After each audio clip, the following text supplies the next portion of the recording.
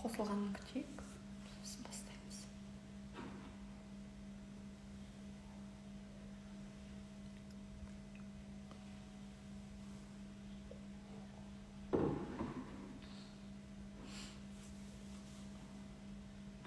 Так, сәлем.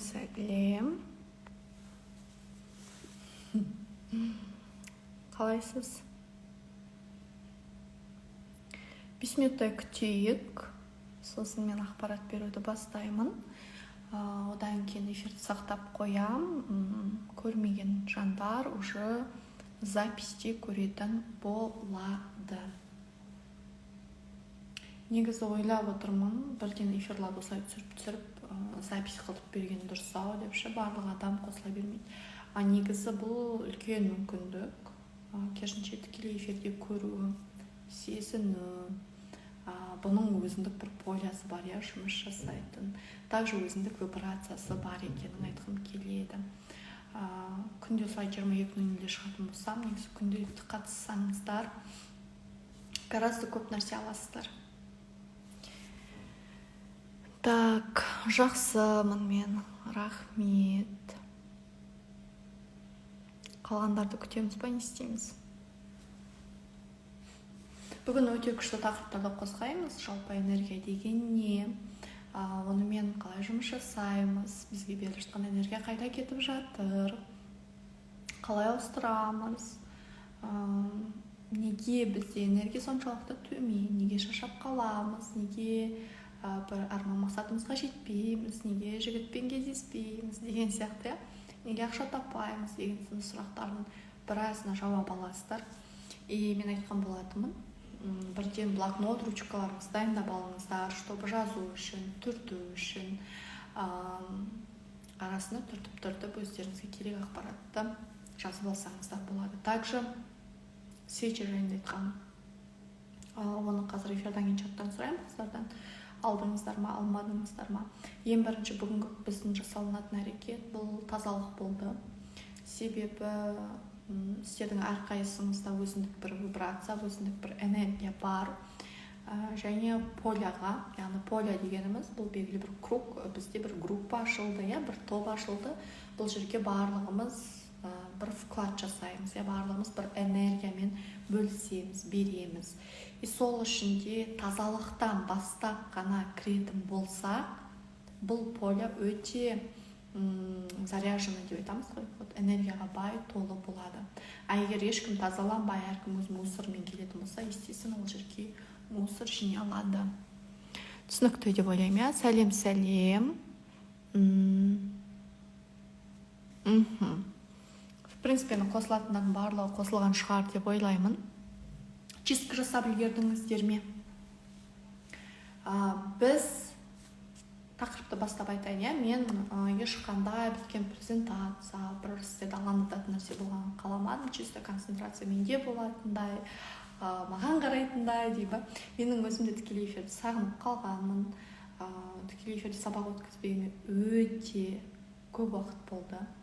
Және одан бері мен де өте қатты өстім.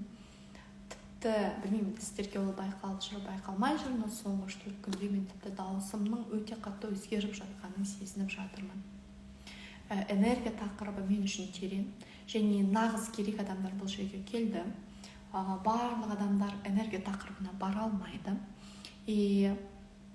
Бірінші осы жерге келгеніңіз үшін, алғашқы қадамдарыңыз үшін мен сізді құттықтағым келеді. Расымен де барлығы қызығады, барлығы білгісі келеді, но даже мен бағасын доступны етіп қойған күннің өзінде де адамдар келе алмады, әртүрлі себеппен. 200-ден аса адам бұл жаққа жазды, қатысқысы келді, бірақ әртүрлі себеп болды. Реально әртүрлі бір, мен ол уақытым болмайды екен, андай болып қалды. Өте бір қызық факт болды. Адам саны тез азайып кетті да. Қызық. Ендеше кеттік. Жалпы айтқым келетіні, бүгінгі тақырып бұл энергия. Энергияны қайда жұмсаймыз? Неге сізде энергия жоқ? Неге сіздің өміріңізде қазір проблемалар бар? Вообще энергия деген не? Осы нәрсеге тоқталайықшы ең бірінші. Энергия деген бізді құрап тұрған біздің ең үлкен құрамдас бөлігіміз.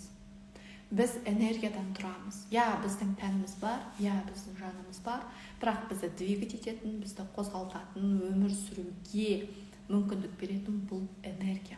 Бұл сондай ресурс. Бірақ бұл энергия, энергиям жоқ деген болмайды. Энергиям аз деген негізі болмайды.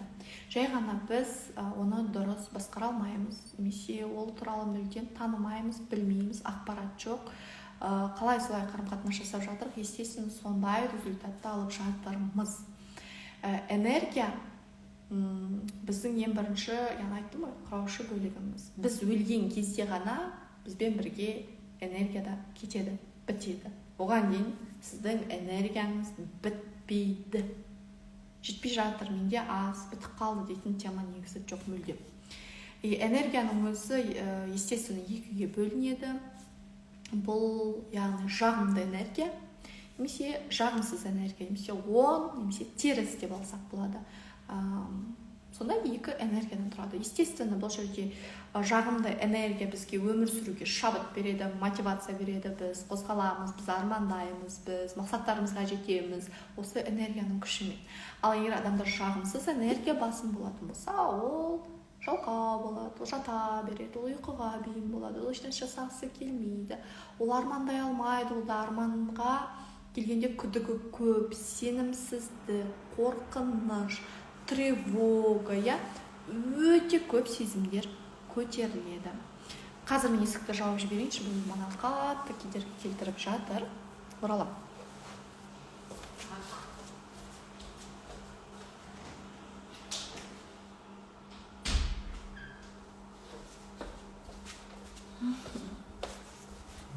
Хоп. Мына жақта не жазды? Телефонда керек емес фото-видео өшіп тазаладым, өзіме маска жасап, қазір күшті энергиядан прямо энергиям тасып отыр дейді. Өте жақсы, супер. Енді қарайық, енді бұл энергия, айттым ғой, теріс немесе оң, жағымды немесе жағымсыз, қай формат сізге ыңғайлы, солай қолдансаңыз да болады. Яғни біз бір адамдарға қараймыз ғой, барлығынан келіп жатқан сияқты, ол адамға әдемі болмай-ақ қойсын, ол күшті киінбей-ақ қойсын, фигурасы күшті болмай-ақ қойсын, например, қыздардың арасында. Бірақ көзге бірден түседі.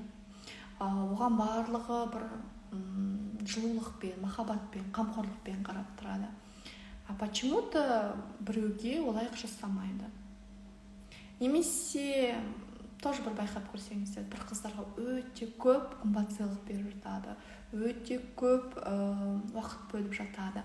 Мәселе жігітте емес, мәселе қызда, мәселе энергетикада. Немесе бір адамдар жақсы болады, жігітпен қарым-қатынаспен байланыстырмайтын болсақ, бір жігіт болсын, қыз болсын, без разницы, күшті бір жетістікке жете бастайды, ақша табады, барлығы тез, оңай, жеңіл жолдан болып жатқан сияқты болады.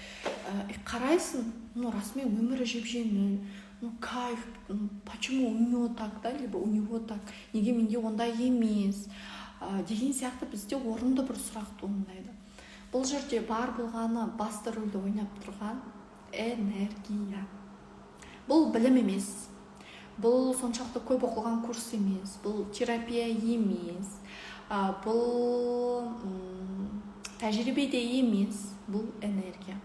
Бұл тіпті бақта емес, бір айтамыз ғой, бір бағы бар шығар, жолы болғыш болған шығар, одан емес. Мүлдем бұл нәрселердің қатысы жоқ. Түсінікті деп ойлаймын, бұл? Маған бір реакция беріп қойыңыздар, кері байланыс беріп қойыңыздар, чтобы мен түсіну үшін.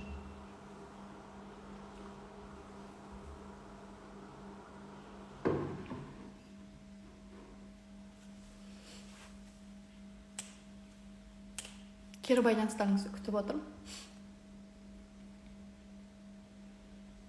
Бір волнаға келіп алайық, одан кейін жылжу бізге өте жеңіл болады. Бүгінгі ақпараттар әлдеқайда жеңілдеу, бірақ соның өзінде де өте көп құндылықтармен қазір мен по порядку айтып беретін боламын. Хорошо, жақсы, супер. ендеше кеттік. Енді бізде осы энергия айттық қой, барлығында бар негізі. Біз туған кезде әрқайсымызда энергия болды, бізді барлығы жақсы көрді, бізге барлығы внимание берді, ең жақсысын бізге берді. Ал өскен кезде почему-то олай болмай қалды, иә? Кейбірімізге көңіл бөлінбей қалған шығар, кейбірімізге бір махаббат жетіспейтін шығар, иә, қазіргі уақытта, немесе ақша жетіспейді. Мәселе ана жақта алынған травмада, бір бойда емес. Әрине оның барлығы рөл ойнайды, бұл басқа жағынан. Қазір біздің бұл практикумда қозғалып жатқан әңгіме больше жанмен байланысты. Бұған дейін біз травманы, жаңағы детский, алынған установкалар, блоктар, оның барлығы біздің миымыздағы дүниелер. Ол мимен жұмыс, ол мышлениемен жұмыс. Ал бұл жердегі жұмыс больше жанмен. Яғни жан тек энергия арқылы дышать етеді, яғни энергия арқылы өмір сүреді.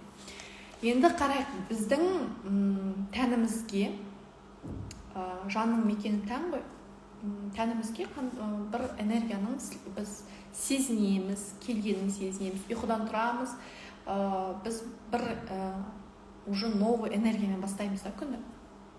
Но кей адамда да олай емес, кей адам бодыр болып тұрмайды, энергиясы бір жоқ, шаршап тұрады қанша ұйықтаса да. Немесе одан сайын ұйықтай береді, жата бергісі келеді, әрекет жасауға шамасы келмей жатады. Апатия, депрессия, лень и так далее кете береді.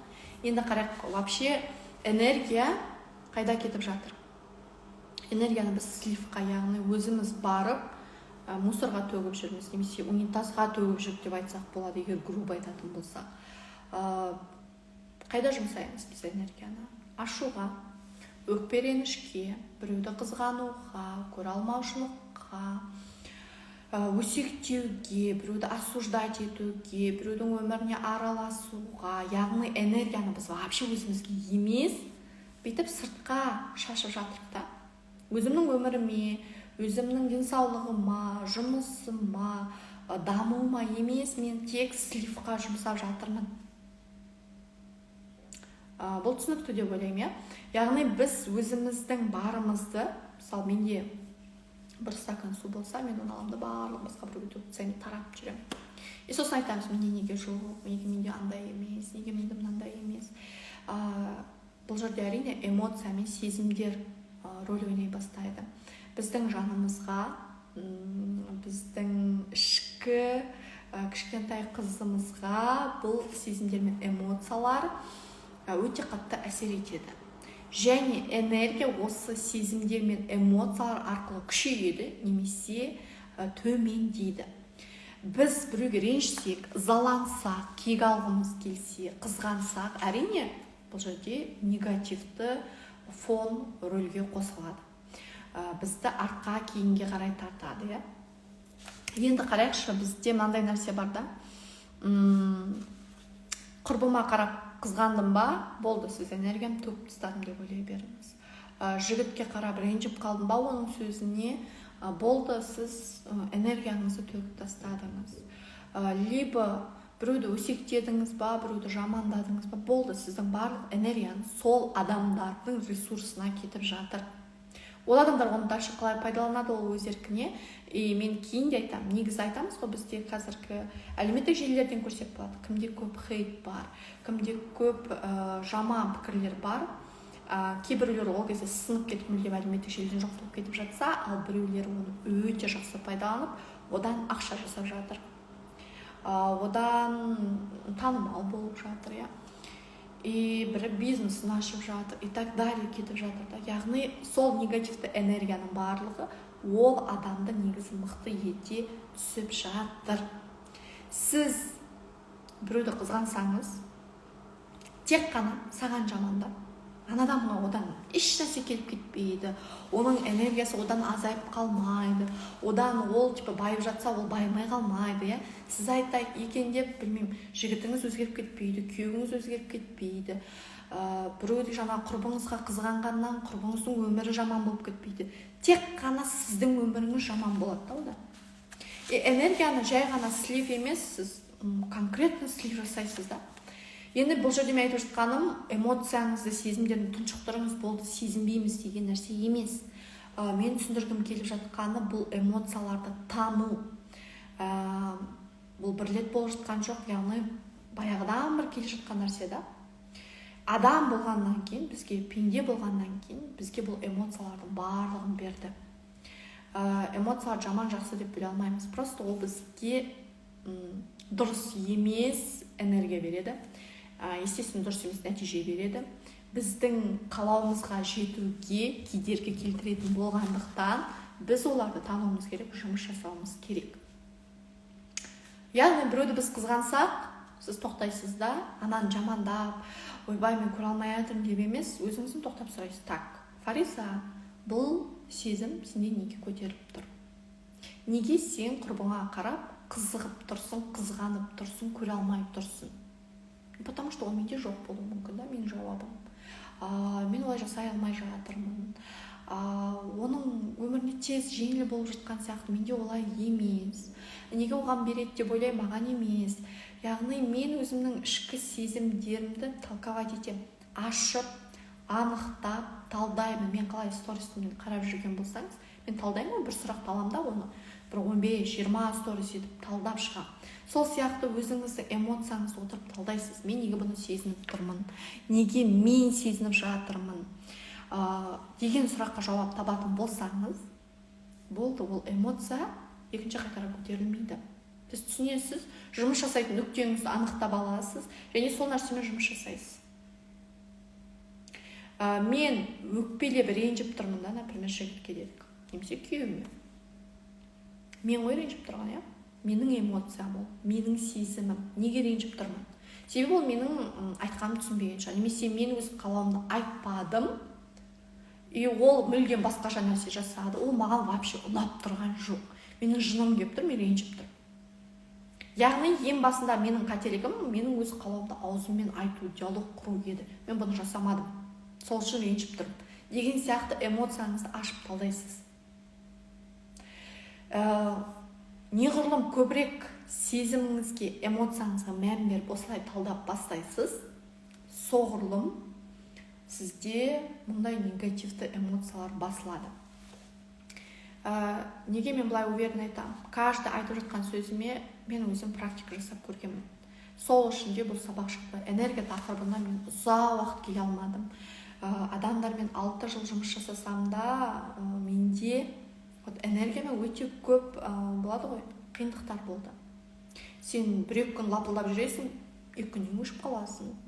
Сен бір нәрсені бастайсың, соңынан жеткізе алмай қаласың. Ол проблема менде де болды. Мен ол проблеманы шешкеннен кейін бұл білімді просто бөлісіп тастағым келді. Айтып тастағым келді. Бұл білімді түсіну үшін, практикада жасау үшін мен кемі 3 миллион ақшамды салдым. Но сізге бұл ақпарат дарын барып жатыр да. И сол үшін де мен пайдалануға, жай ғана біткен сияқты қылып біз ақпаратты ысырып тастаймыз ғой.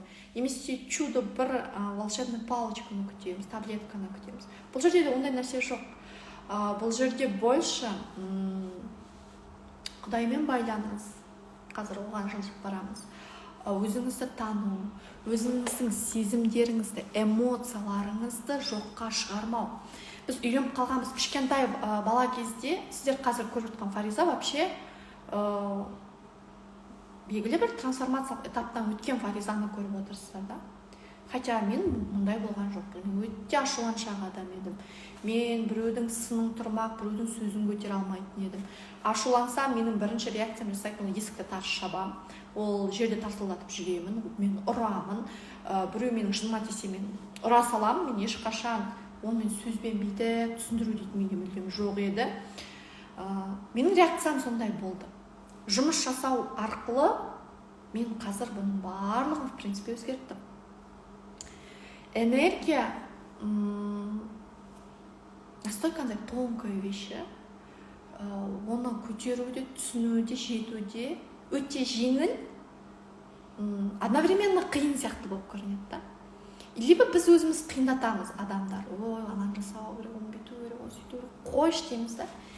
ең қарапайым нәрсе бұл жаңағы эмоцияларды тануда, сезімдерді түсіну, неге сезініп жатқаныңды түсіну. Бізге бұны ешкім айтпаған, бала кезде айтпаған бізге. Неге жылап отырсың, сен не сезініп тұрсың, саған больно болып тұрмады. Бізбен ешкім сөйлеспеген. Поэтому біз сезімдерімізді жасырамыз, тығыламыз. Ал бірімізге айтты, вообще эмоцияны сезінбей, вообще күлмей, сен қызсың, болмайды. Біз осылай тәрбиелеген де адамдар бар. Мен 12 жасымда енді операциядан өткен кезде маған айтқан. Оған дейін мен өте активный бала болдым.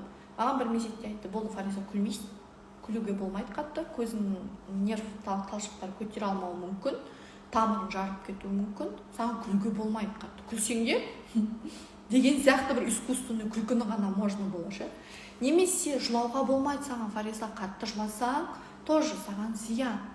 Саған, Фариза, ашулануға болмайды, саған, Фариза, секіруге болмайды, жүгіруге болмайды. Яғни болмайды деген запрет маған өте көп түсті. Мен таза роботқа айналып кеттім. Сол үшін де сол кезден бастап мен психология кеткен шығармын. Мен түсінгенім, бұндай нәрсе тек менімен болған жоқ, бұл әрқайсымызда болды. Біреуде болезньмен болғанша, біреуде ата-ана сондай қатал болуы мүмкін. Біреуде вообще қызға қатты қарауы мүмкін. Соның әсерінен біз өзімізді тұншықтырып тастағанбыз. Сезініп жатыр, не сезініп тұрғанын түсінбейміз. Мысалы, мен де бүгін сіздерге сұрақ қойдым. Қандай сезімдесіз? Жақсы, көңіл күйім жақсы деп қана айта аламыз. Болды. Басқаша описание білмейміз. Біз жақсы, жаман, типа қарным аш, либо тоқ деген сияқты нәрсеге үйренгенбіз. Болды. Ал оны толық описать ету, шынымен де не болып жатыр, құбылмалылықтың өзі что-то означает, но мы не знаем, да? Ну, по крайней мере, вы не знаете. Так, өте таныс сезім. Кішкентай кезімде өте тұйық сезімді аша алмайтын, іштей тынатын. Міне, біздің жасайтын жұмысымызда осымен байланысты. Энергияның төмендеуі осыдан. Кішкентай бала өте таза болады. Біз айтамыз, кішкентай бала періште, оның арманы, дұғасы тез орындалады. Неге? Себебі энергиясы тазада. Кішкентай бала отырмайды ғой, эмоциясын жасырмай. Ол ұнамай ма, ол жылайды. Ол киімі ыңғайсыз болып тұр ма, ол жылайды. Сөйлей алмайды, но ол подсознательный деңгейде, оның жаны бар, ол тіршілік иесі ретінде сезіндіріп айтады. Біз хотя осознанно үлкен жаста болсақ та, ауызбен жеткізіп айта алмаймыз. Сезімімізді сөзбен сипаттай алмаймыз. В чем наша разница? Разницамыз тек осыда ғана. Қазір айтатын нәрсем, енді біздің бұл практикумдағы басты мақсатымыз осы энергиядағы вибрацияларды көбейту. Вибрация деп отырғанымыз жаңағы ашу, ыза, кек, қызғану, сондай сезімдердің барлығы бізде төменге апаратын дно болса, ол бізге ешқандай пайдасы жоқ. Ол басқа адамдарға да в принципе особо пайдасы жоқ. Тек ортаға, өзіміздің әлемге жаман нәрсені ғана шығаратын болғандықтан бұл төмен вибрацияларды береді. Вибрация деп отырғанымыз, например, сіз мені естіп отырсыз. Қандай да бір жиілік бойынша сіздің құлағыңыз дыбысты қабылдап жатыр. Яғни мен белгілі қарапайым жеңіл тонда сөйлеп отырмын. Егер мен грубо сөйлесем, немесе мен дауысымды көтеретін болсам да, немесе мен ұрсатын болсам, онда ол мүлдем басқаша жиілікті береді. Немесе мен медитативный тета дауысқа түсетін болсам, ол кезде сізде наоборот расслабленность пайда болады. Сол сияқты адамның бойындағы энергетикада белгілі бір жиілік бар. Бір адамға қарасаңыз, біз жиілікті цифрмен өлшей алмаймыз, көзбен көріп, но сезінеміз. Бір адамға қарасақ, біз жайлылықты сезінеміз. Ал бір адамға қарасақ, отвращение болып тұрады. Ол жаққа қарағымыз келмейді, барғымыз келмейді, көргіміз келмейді. Мәселе ол адам жаман дегенде емес, бар болғанның оның энергетикасын біз солай көреміз, сезінеміз. Егер сіздің ортаңыз толыққанды осындай жаман энергетикада болса, онда солармен араласқыңыз келмейді, немесе ол жерден шаршап қайтасыз. Бүгінде айттым ғой, мен бір ортаға барсақ, біз кәдімгідей кайфпен шығамыз, наполненная деп айтамыз ғой, энергиямыз толық, бір бәрін жайпап тастап, мотивациялық кештерде де сондай ғой, яғни ол адамдардың энергетикалық полясы сол, ол заряжать етеді адамдардың барлығын телефонға біз қалай зарядка қосамыз, сол сияқты тоқ сияқты таратады. Также сөйтіп тартып алатын адамдар болады. Бұған байланысты тоқталатын боламыз. Ендігі сіздің бүгінгі күннен бастап жасайтын әрекетіңіз не только сіздің ойыңызға, сөзіңізге ғана мән беру емес, ішіңізде болып жатқан сезімдерді алып шығару. Міне, қызғаныш па, мен шығарам да, яғни сезімді өзіңізден бөлек шығарып, сөйлесесіз, көресіз, разбирать етесіз. Оны тұншықтырып жауып тастамайсыз. Қызғандым, қазір өсектеп алдым да ұмытып кеттім деген нәрсе емес. Мен не үшін өсектеп жатырмын оны? Мен настолько өмірім скучно ма біреуді өсектейтіндей? Или мен жасайтын жұмысым жоқ па біреуді жамандап отыратындай? Неге мен ол вибрацияға түсем? Деп ананы алып талдап бастайсыздар. Ойымызға, сөзімізге, қолымызбен жасап жатқан әрекеттің барлығына мән беріп анализ жасаймыз. Бұл самокопание емес, яғни түсіп алып жатып, мен неге ондаймын, мен значит ненормально екенмін деп жатуға беріп жатқан тапсырма емес. Керісінше осознанно бұл нәрсеге қарау. Қазір сіз қызығып жүрген адамдар, когда-то олар да бұнымен жұмыс жасаған. Біреуі осознанно келсе, біреу неосознанно жасауы мүмкін. Біреу жай ғана біреуден көрген нәрсесін, немесе естіген нәрсесін қайталап жасай берген болуы мүмкін. Сол үшін де олар жоғары деңгейде.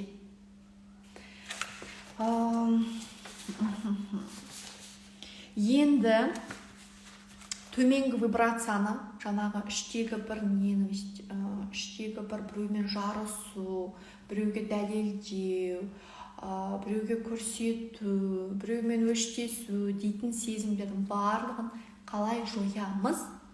Қазір айтамын. Ең бірінші жою процесі біз өздігінен болмайды. Бұл адамдар арқылы жүреді.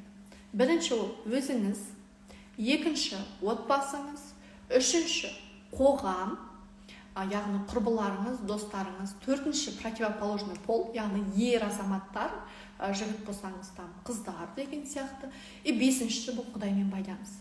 Осы 5 пункт арқылы біз төменгі вибрациядан жоғарғы вибрацияға өте аламыз. Ең бірінші әрине біз оны ата-анаға, ортаға тіреп қоя алмаймыз. Бірінші өзімізден бастаймыз. Адам өзін-өзі құрайды, өзін-өзі көтереді, өзін-өзі жасайды, яғни орысша айтқан кезде создать етеді. Немесе адам өзін-өзі құлатады, жығады, быт-шытын шығарады. Хотя біздіке біреу қиратпайды ғой, біз өзімізді өзіміз бейнеттетеміз, өзіміз жазалаймыз, мен недостойнымын деп ойлаймыз, мен әдемі емеспін, мен семізбін, біз тек өзімізге өзіміз айтамыз. Адамдар, сыртқы адамдар, біздің айнамыз, яғни біреуге маған семізсің десе, значит мен ішімде соны ойлап тұрмын. Ол адам менің ішкі даусымды жай ғана маған айқайлап айтып беріп тұр, болды. И өзімізді өзіміз осылай құлатып жібергендіктен басқа адамдар да бізді құлатуға тырысады. Адамдар айтады ғой, менде өте көп болады, консультация барысында, курстардың барысында. Вот мен өзгеруге тырысып жатырмын, но ата-анам қарсы болып тұр, анау әсер етеді, мынау әсер, то сабағым, то жұмысым. Жоқ, олардың мүлдем қатысы жоқ. Бұл ішкі сіздің ішіңізде болып жатқан қалай айтсақ болады, ұрыс дейміз ба, жанжал, соғыс. Мен өзім айта алмай жатырмын, мен өзгеруге рұқсат бере алмай жатқандықтан, немесе оның өзім қиын деп қабылдағандықтан, мен сыртқы айналамның барлығын бунтовать етіп көтергізіп, қиындатып жатырмын. Тіпті қазір әлемде болып жатқан тенденция, әлемде болып жатқан оқиға, соғыс, өзімізде болған митингтің өзі де, бұл ішкі бунттың тек сыртқа шығуы. Адамдар өздерімен өздері жұмыс жасай алмады, өздерін көтере алмады, өздеріндегі ішкі соғысты баса алмағандықтан ол сыртқы әлемге шықты, және біз соның нәтижесін көрдік, болды. Басқа еш нәрсе болып жатқан жоқ. Сверхъестественный новость болып жатқан жоқ. Сыртқы әлемде болып жатқан барлық процесс, сіздің айналаңызда болып жатқан барлық процесс мына жақта. Енді өзімізбен қалай жұмыс жасаймыз? Ең бірінші әрине өзімізді жақсы көру. Банально естіп жүрік. Бірақ біз өзімізді жақсы көру дегенді былай түсініп алғанбыз да. мен қандаймын, мен солай қылып қабылдасын басқалар. Мен 120 килограмм болып бетіп отырсам да, мен өзімді жақсы көремін. Менің жаман привычкаларым болса да, я крутая деп ойлауды өзіңді жақсы көру деп түсінгенбіз. Немесе ішімдік ішу, тусоваться ету, клубқа бару, қаңғу, тағы не бар, темекі тарту, фастфуд жеу, оның барлығы маған ұнап тұр, мен өзім қалағанымды жасап жатырмын, мен өзім жақсы көремін деп түсініп алғанбыз да. По крайней мере, көп информациялар сондай тонмен бізге таратылып жатыр. Бірақ бұл шын мәнінде өзіңді жақсы көру емес, өзіңді жығу деп айтсам болады да. Өзіңді құлату, өзіңді өзің сындыру болып саналады. Шын мәнінде өзін жақсы көретін адам, ол тұрып алып, ішімдік ішіп, темекі шегіп, немесе фастфудты тығып, өзінің тәніне ондай зорлықты жасамайды. Немесе айтады, мен осындай грубаямын, мен вообще табиғатым осындай, мен қандаймын, солай қылып қабылдап алыңдар дейді. Бірақ бұл өзін жақсы көру емес. Бұл керісінше өзіне дейтін құрметтің болмауы. Бізде андай түсінік бар да, өзіңді жақсы көру, жаратылысымда осындаймын, менің тәрбием осындай, мен осылай ойлаймын, барлығы мен осылай қабылдау керек деген нәрсе бар. Бірақ ешкім мені бұлай қабылдауға міндетті емес. Мысалы, мен де айталам да, немесе қалай бармын күнделікті өмірде, экспертлікті өшіп мен фариза болып шығатын болса, естественно, мен сіздерге ұнамауым мүмкін. Ол нәрсе мен көрсетпеймін. Неге? Себебі мен өзімді сыйлаймын, және өзімнің жұмысымды сыйлаймын. Естественно, сіздерді сыйлаймын. Мен қалай бармын, солай қабылдаңдар, мен осындаймын, мен білмеймін, боғауыз сөз айтып өткізетін эксперттер бар, сабақтарын осылай маған легче, мен осылай ғана түсіндіре аламын. Даже человек не старается ол нәрсені басқаша қылып жеткізуге. Барлығымыз боқтай аламыз, барлығымыз жаман сөз айта аламыз. Бірақ адам оны өзгертуге тырысып жатқан жоқ. Бұл үлкен өзіңмен жұмыс. Яғни өзіңді жақсы көру равно жұмыс. Бұл бітпейтін, біз өлгенше жасалынатын жұмыс. Өзін жақсы көру, ол жай ғана мен жақсы көремін, болды деген бет жауып қоятын тема емес ол. Сол үшін не ғой, адамдар бір кезде самооценкасы көтеріледі, бір кезде түседі, бір кезде күшті болып жүреді, бір кезде жасап атады, бір кезде жоқ, бәрін жек көріп кетеді, барлығынан бір баз кешіп кетеді, өмірден төніп кетеді. Құбылмалық осыдан пайда болады. Өзіңді жақсы көруді, бастапқы уақытта сен комплексімен, барлық нәрсемен қабылдау болады. Мен 120 килограмм факт, например, мен қабылдаймын, бірақ осылай қалдырып қоймаймын да. Мен өзімді осылай сезінемін деп алып, бетіп көрсетпеймін әлемге, мен жұмыс жасай бастаймын. 20 килограмм, естественно, ол дискомфортно, ол салмақпен жүру, тұру, киім табу, барлық проблема. Мен не істеймін? Әрине өзіммен жұмыс жасап бастаймын. Мен еш нәрсемді өзгертпеймін, бұл менің принципім. Мен осылай айқайлап сөйлеймін, мен боқтап сөйлеймін деп айтатын адамдар. Бұл чисто эгоизм, бұл сау емес эгоизм. Біреу сізді үйтіп қабылдауға міндетті емес. Және айтып тұрғаным, бұл қоғамның стандартына сәйкес өмір сүр дегенде сөз емес. Жай ғана өзіңізбен жұмыс, өзіңіздің лучший версияңыз болуға жұмыста. Түсіндіре алдым ба? Так, маған да жылауға болмайды дейді. Қатты күлмесең қызсың, көп сөйлемесең қызсың деп көп айтады маған дейді. Барлығымызда бұндай нәрсе болды, подавление. Яғни басып тастау болды. Жақсы көр деген нәрсені мен айтып жатқан бұл бережно қарау. Бұл өзіңе бережно қарау. Сен өзіңді уважать етсең,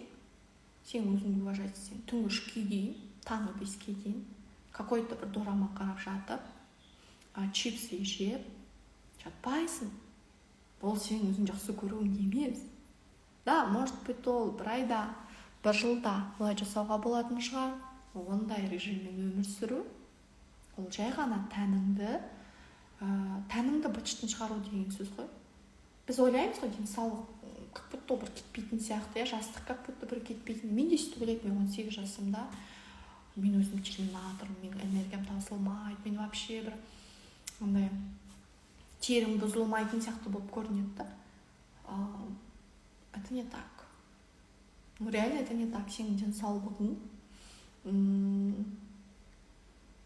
қайтып келмейтін ресурс та, оны қалпына келтіру ұзақ уақытпен шығынды талап етеді. Біздегі үлкен адамдардың, жоғары поколенияның көбінде 50-60 жастағандар болса, оларда денсаулық жоқ уже. Себебі олар өздерін дамытпаған, оқымаған, соның әсерінен ауыр жұмыстарда жүрді. Әрине бұл оларды кінәлау емес, мен тек мысал ретінде көрсетіп жатырмын. Ауыр жұмыстарда жүрді. Олар күтім дегенді не екен білмейді, олар дұрыс тамақтануды білмейді, біздің мүлдем қазақтар, біз наоборот ужин алып келіп бешбармақ жейтін, сондай халықпыз да. И естественно тәніміз құлдырап кетеді. Ал энергия тәнге келеді. Энергия аспанға емес, білмеймін, шашқа емес, көзге емес, мұрынға емес, ол полностью біздің тәнімізге келетін нәрсе. Ал біз оған құрметпен қарамаймыз. Біз онымен ондай қарым-қатынас жасамаймыз. Яғни ең бірінші өзіңді жақсы көру, бұл бірінші қамқорлық. Жаныңа қамқорлық, бұл тәніңе қамқорлық, бұл саған айтылып жатқан әңгімелерге, миыңа қамқорлық жасау, келіп жатқан ақпараттарды саралау. Мен сіздерге айттым бүгін, тапсырма болды. Іске шабыт бермейтін, негативті әңгіме жазатын адамдардан отписка жасау. Яғни миыңызды информациялардан сақтау. СМИ, қазіргі болып жатқан түймедейді түйеде қылып айту, біреулерді жамандау, түрлі пабликтар бар ғой. Блогерлар, әншілер, актрисалар туралы айтады. И бізді масса халық әлі де осы информационный шумның арасында өмір сүріп жатыр. Олардың миында детокс дейтін нәрсе жоқ, фильтр деген нәрсе жоқ. И энергияның барлығы ана ақпаратты қорытумен жұмыс жасап жатыр да, оның арман мақсатымен емес, әлгі біреулердің өмірін, біреулердің проблемасын, біреулердің жеке өмірін ойлаумен, соны обсуждать етумен сол жаққа слив жасап жатыр. Ақпарат алыну керек, және ақпараттың тек фильтр орнатып, маған керек бұл нәрсе, керек емес. Тыңдай аламын бұл кісіні, тыңдай алмаймын. Бұл адам маған шабыт беріп, маған шынымен өмірлік бір алдыға өміріме бір мән беруге, бір өсуге, мотивация болсын, білім болсын, бір нәрсе беріп жатса, ол адамнан мен алатыным бар. Ал егер ол үнемі негатив айтса, ол егер біреулер жамандап отырса, біреумен біреуді соғыстырса, немесе тек менің өмірім осындай, маған қараңды, мен бүйтіп атым, мен сөйтіп атым деп беретін болса, сізде зависть туындайды. И санаған қараған сайын іштегі әлгі қызғаныш, бір қызыл ит деп айтады ғой қазақта. Біз оны тек өсіре береміз. Энергиямыз сол жаққа слив болады, ол адамды көтере береміз. Болды. Так, түсінікті, түсіндіре алдыңыз, жақсы түсіндім дейді. Вот осындай тема. Яғни ең бірінші бұл жақсы көру. Жақсы көрудің өзінде де жаңағыдай ажыратып алыңыз, мен қалай жақсы көріп жатырмын. Немесе біз бүйтіп ойлаймыз ғой, мен өзімде жалғызбын, я самая прекрасная, единственная, я могу себе позволить все, что можно деген сияқты аламыз да, жын-жыбыр заттардың барлығын сатып алатын қыздар бар. Немесе жаңа эмоцияларын танымағандықтан тревогасын, қорқынышын, біреу тамақпен жабады, тамақ жеп заедай етеді эмоцияларын. Ал бір қыздар барып заттар сатып алады. Жылтырақ болсын, косметика болсын, киім болсын. Керек емес зат, ол сатып алады. Немесе сапасыз зат сатып алады. Тәнге қамқорлық бұл синтетикалық киім кию емес. Мен түсінемін, араларыңызда студенттер бар, оқушы бар, бәлкім жалақысы төмен адамдар да бар шығар. Мәселе ақшаның суммасында, деп айтуға болмайды. Менде мынандай нәрсе болған өзімде. 18 жаста менде примерно 20 000 теңге стипендия өмір сүрдім. Қай курста екенін не помню.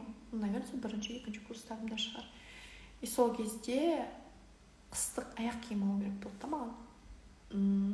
Менде ақша болды, сбережениямда. Әрине мен оны үнемдедім. И керісінше 5 000 теңгеге масындағы бір аяқ киім алдым. Әрине арзан болғандықтан ұзақ уақытқа шыдамай. Бір айдан кейін мен оны пыштын шығардым, жіп тастадым. Екінші рет аяқ киім алу керек болды. Маған можно было, да, 50 000-ға, 100 000-ға болмаса да, 10 000-ның, 15 000-ның более-менее сапалы аяқ киімін алсақ болатын еді. Жоқ, мен бір жұмыс, екі жұмыс етіп, некачественный затты барып алдым. Немесе бұл жерде енді ақшаны дұрыс жұмсай алмау, немесе өзіңе аяу деген нәрсе кетеді, және сапалы затқа өзіңді лайық көрмеу, чувство вины болады. Олай емес, шамаңыз келіп тұрма, сапалы зат алыңыз. Себебі жүретін сіздің аяғыңыз, басқа біреудің аяғы емес. Немесе оны киетін басқа біреудің денесі емес, сіздің тәніңіз. Ал ақшаның энергиясы, ақшаның вибрациясы именно тәннің қажеттілігіне керек.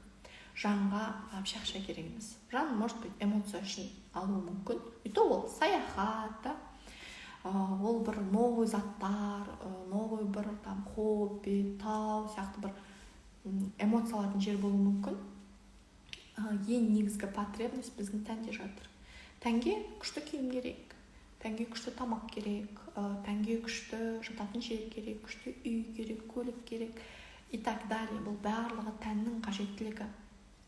Егер басынан бастап біз қазіргі ресурсымызды мен айтып жатқан жоқпын, неадекватный неге кетіп қалмайықшы. Мысалы болды, бір тренингтен өткен қыз келді маған, хотя өзім басында кредиті бар, займдар бар, қарыздары бар.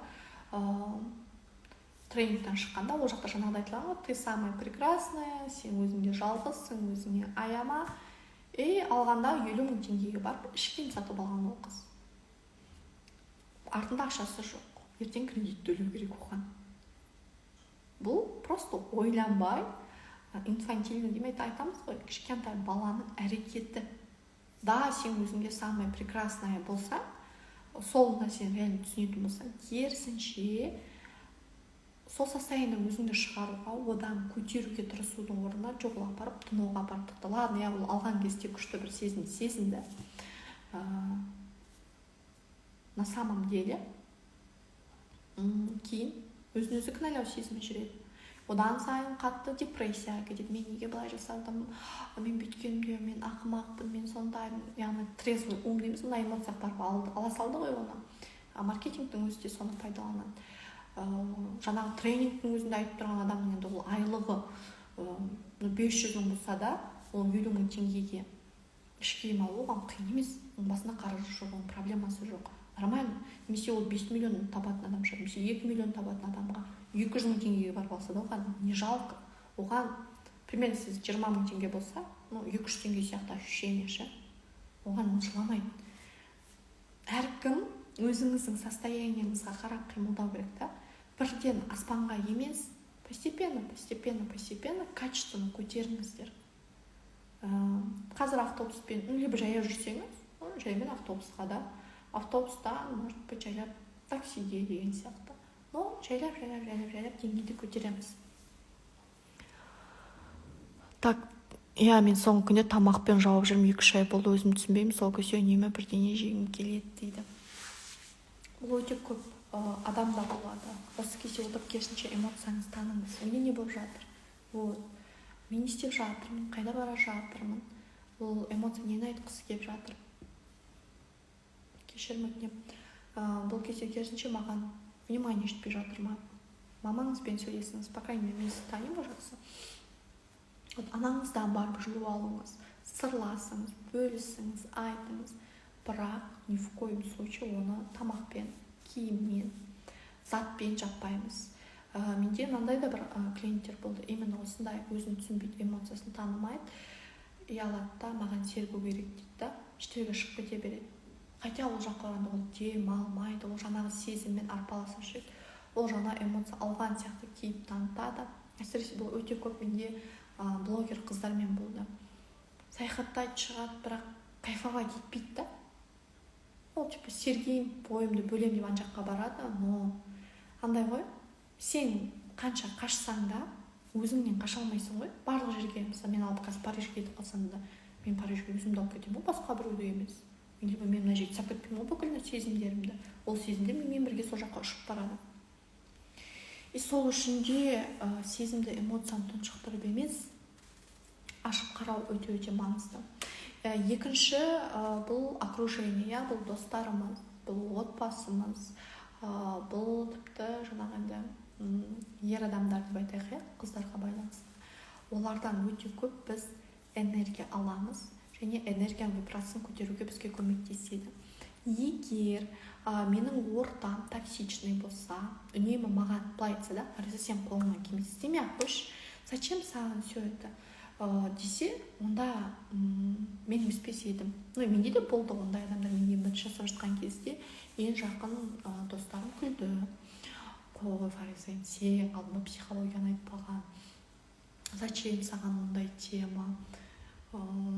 Менің қаншалықты жынды екенімді көрді ғой олар. Олар сен қалай біреуге психология туралы әңгіме айтасың, сен тыңдай алмайсың біреудің проблемасын деген сияқты қылып сөйлеген болатын. Сондай бір токсичный адамдар болса, сізді басатын. Ол орта бәрібір өсірмейді. Ол энергия бәрібір төмендеп кетеді. Ол бәрібір түсуге алып келеді, өсуге емес. Также бұндай ортада біз неге жүреміз? Самоутверждаться етуге. Мен білем, яғни жоғарғы энергиясы бар окружение кіретін болсам, менен жоғары адамдарға баратын болсам, маған олармен равняться ету үшін жұмыс істеу керек. Маған выгодно мыналармен жүрген, потому что мен олардың алдында ең лучшиймін. Олар маған әңгіме айтуы мүмкін, мен сол арқылы керісінше өзімнің эгомды көтеремін, өзімше типа я крутая, я умная деп айта аламын да, ана жаққа жетпейді менің деңгейіме. Ана жерге барсам, мен олардың арасындағы чмомын, былай айтқан кезде чортпын. И аналардың деңгейіне көтеру үшін маған өсу керек, жұмыс істеу керек. Қазіргіден 2 есе шығар, өзімді өзгерту керек, табысымды көтеру керек.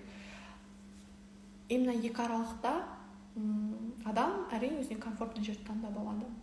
Сол үшін де қазіргі ортаңызды ауыстыру қиын болса, кішкене болсын отдаляться етіп көріңіз. Мына жаққа қарап көріңіз, қандай орта бар. Ол ортаға кіру үшін не істеу керек? Қандай система бар ол жақта? Мен қалай жасаймын? Мен өз деңгейімнен өсу үшін, жаңа бір ортаны қалыптастыру үшін әрине нетворкинг кешке барам. Ол бір адамның курсын алу керек болады, сол ортаға араласу үшін, сол энергияға кіру үшін болады. Мысалы, менің темамда, менің жұмысымда бұл осылай жұмыс жасайды. Бәлкім сіздің сфераңызда олай емес шығар, немесе бизнесіңіз болса, сондай бір іспен айналысатын болсаңыз, сол нишадағы адамдарды алып барып қарап сөйлесуге болады. Сіз талқылайтын әңгімеңіз бар, общий зат бар. Мысалы, мен психологтармен алып байланысқа шығып сөйлей саламын. Неге? Себебі темамыз бар да, что мен олармен алмаса алатын, олар менімен қарым-қатынас құрса, замен бере алатын затым болғандықтан менімен сөйлеседі. Немесе менімен қарым-қатынас жасау үшін менде де болды қыздар. Курсқа қандай мақсатта келдім дегенде, оның бір проблемасы да жоқ. Ол бұл жылайтын да нәрсеміз, ол просто менімен коммуникация үшін сатып алған болды. И біз солаймен керісінше қарым-қатынас құрып кеттік. Әркім әртүрлі жолмен барады бұл нәрсеге. Бірі сатып алады, біреу таныс арқылы шығады, біреу әлеуметтік желілерде активны болу арқылы достасады, таныс болады. Әркімде әртүрлі схемада. Бірақ бұл деңгейді өсіруге болады. Ол өте қиын нәрсе емес. Да, ол жерде жұмыс жасау керек. Да, ол кезде бір өсу керек болады. Но бұл орта осознанно болса, жаңағы деңгей жоғары болғандықтан олар сені төмендетпейді ғой, сен жамансың, сен бүйте алмайсың, сөйте алмайсың, олар айтпайды. Себебі олар сізбен емес, өзімен алысып жүрген адамдар да. Олар керісінше одан сайын өсуді ойлап жатыр. Ол орта сізді төмендетіп тұрмайды, шетке сырып тастамайды. Бар білгенше бәрібір тартуға тырысады. Адам өзі ғана ойлайды. Ой, мен олар не істеймін, олардың алдында мен недостойнымын, мен ол деңгейге жетпеймін, мен ондай ақша таппаймын, мен өйтіп сөйлей алмаймын, менде андай қабілет жоқ, мен ешкім емеспін деген сияқты өзін өзі басып тастағандықтан сол токсичный ортасында жүре береді. И үшінші, біз энергия алмасатын адам бұл әрине ер азамат. Біз ер адамнан өте көп энергия аламыз. Мысалы, қыздар, оны өздеріңіз түсінесіздер, әйел адамдар. Сен әдемісің, сен күштісің, сен кәдімгідей күшті болып қаласың. Именно жігіттерден алынған внимание, не только ол там жігітіңіз условно күйеуіңізден емес, вообще противоположно полдан алынатын энергия. Біз солай көтереміз. А егер сіз именно жақын қарым-қатынаста болып тұрған жігіт немесе күйеуіңіз үнемі төмендетсе, сен қолыңнан келмейді, қойшы тасташы, неге алғансың, қойшы, сен бір нәрсе істейін жатсың, қойшы деп сен баса беретін болса, әрине бұл жерде өсу қиын. Себебі поддержканы, опораны, қолдауды сезінбейсіз. Нәтижесінде төменге кетесіз. Бұл жерде мен жігітті ауыстырып басқа нәрсе деп айтпаймын. Бұл әркімде әртүрлі жүретін естественный процесс, тем более күйеуіңіз болса, бұл энергияны ол жақтан емес, көбірек өзіңізден алуға, және жаңа 5-ші канал бар, бұл Құдаймен байланыс, сол жақтан алуға советую. И өзіңізде өзіңіз барсыз ғой, өзіңізді өзіңіз төмендетпейтін болсаңыз, жаңағыдай эмоцияларыңызды, сезімдеріңізді талдайтын болсаңыз, сізде рост болады. Және 5-ші біздегі үлкен поток беретін бұл Құдаймен байланыс. Мен өзім искренне мойындағым келеді, негізі сол үшін сабақ жасап жатырмын ғой. Өте қатты бұл тақырыптан қашқан адаммын. Мен прекрасно бала кезімнен білетінмін, высший силы бар екенін, Құдайдың бар екенін, но отрицать ететінмін. Яғни қабылдағым келмейтін ол фактты. Жоқ, мен өзім жасай аламын. Жоқ, мен өзім жете аламын. Не обязательно ол жерге апарып Құдай тығып қоюға, не обязательно ол туралы айта беруге. Барлығымыз там белгілі бір дінге кірмеуіміз керек. Енді ол кезеңдерде андай көп болды бізде. Менің балалық шағымда секталар өте көп болды, діни ағымдар өте көп болды, және дұрыс емес насихаттау өте қатты. Мен қазір сізге дінді насихаттайын деп жатқан жоқпын. Мен в принципе барлық дінге қарсы емеспін, ешқандай бір жағымсыз впечатлением, ойым, ештеңем жоқ. Бірақ жаратқан деп айтамыз, Құдай, Алла кімге қалай ыңғайлы, но сондай силы бар екенін білеміз. И ең легче путь бар да, өмірде бір нәрсеге жетудің, энергияны көтерудің ең легче жолын жасап тастаған. Әркімде бұл, әркімде әртүрлі.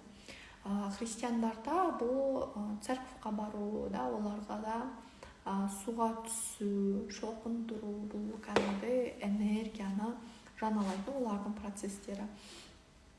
Жаңа свече жағып қойып, оларды отырып дұға етіп жасау процестері олардағы энергияны жоғары көтеретін вибрацияның жолы. Немесе бұл буддистерде, монахтарда, монахтар, наверное, оларға в какой-то мере легче шығады, ойлаймын. Тауда, храмда өмір сүреді, қоғаммен қарым-қатынас құрмайды. И ешкіммен байланыс жоқ, оларда біреуді қызғанатындай бірдеңе нететіндей жоқ. Олар солай өмір сүріп жатыр. Енді барлық буддистер ондай емес қой. Но олар да табынады, сыйынады, дұға жасайды. И сол кезде олардың да энергиясы көтеріледі. Бұл факт, бұл зерттелген нәрсе. Содан кейін де мен бұны мойындадым. Әйтпегенде мен өте көп уақыт бұны отрицать еткенмін. Ғылыми факты мен өте қатты жақсы көремін, нежели жай ғана сезіммен, жай ғана интуициямен сөйлеуді құптамайтынмын. Адам өзін-өзі жиі алдайтынын білемін, сезімдердің де алдайтынын білемін, және кері қарай жүру ықтималдығы өте жоғары екендігін де білемін. И сол үшін де қатты отрицать еткенмін. А когда по факту бұны научно доказан нәрсе екенін көргендіктен, и екінші өзімнің практикамда сезінгендіктен, мен бұны мойындаймын. Бұл исламда мысалы намаз, немесе дұға ету исламдағы да. тіпті қажылық, бұның барлығы үлкен бір энергетикалық деңгей. Мен қазір сіздерге алып бір дінге алып кіріп кетіп бір нәрсе жасаңыз деп жатқан жоқпын. Ең минимум өзіңізді тану, жаңа өзіңіздің сезімдеріңізді тану, бұл уже Құдаймен байланысты орнатып береді. Себебі сізге беріп жатқан сезімді, эмоцияны, тіпті бунт болсын, жаман ситуация болсын, барлығын Құдай беріп жатыр. Сіз бір нәрсені түсіну үшін, сіз оған қарай жақындау үшін, сіз оны тану үшін. Біз неғұрлым өзімізді танимыз, соғұрлым Құдайды тани бастаймыз. Себебі біз жаратылыспыз. Біз оның жаратылысымыз, былай айтқан кезде біз жаратқан. Түсінікті ма бұл сөздерім? Осы бойынша сұрақ бар ма? Айтып жүрсеңіздер, қазір тағы да біраз тоқталамын. Бір сағатта бітірем деген қызбын ғой. Конечно, бір сағатта бітірмеймін мен.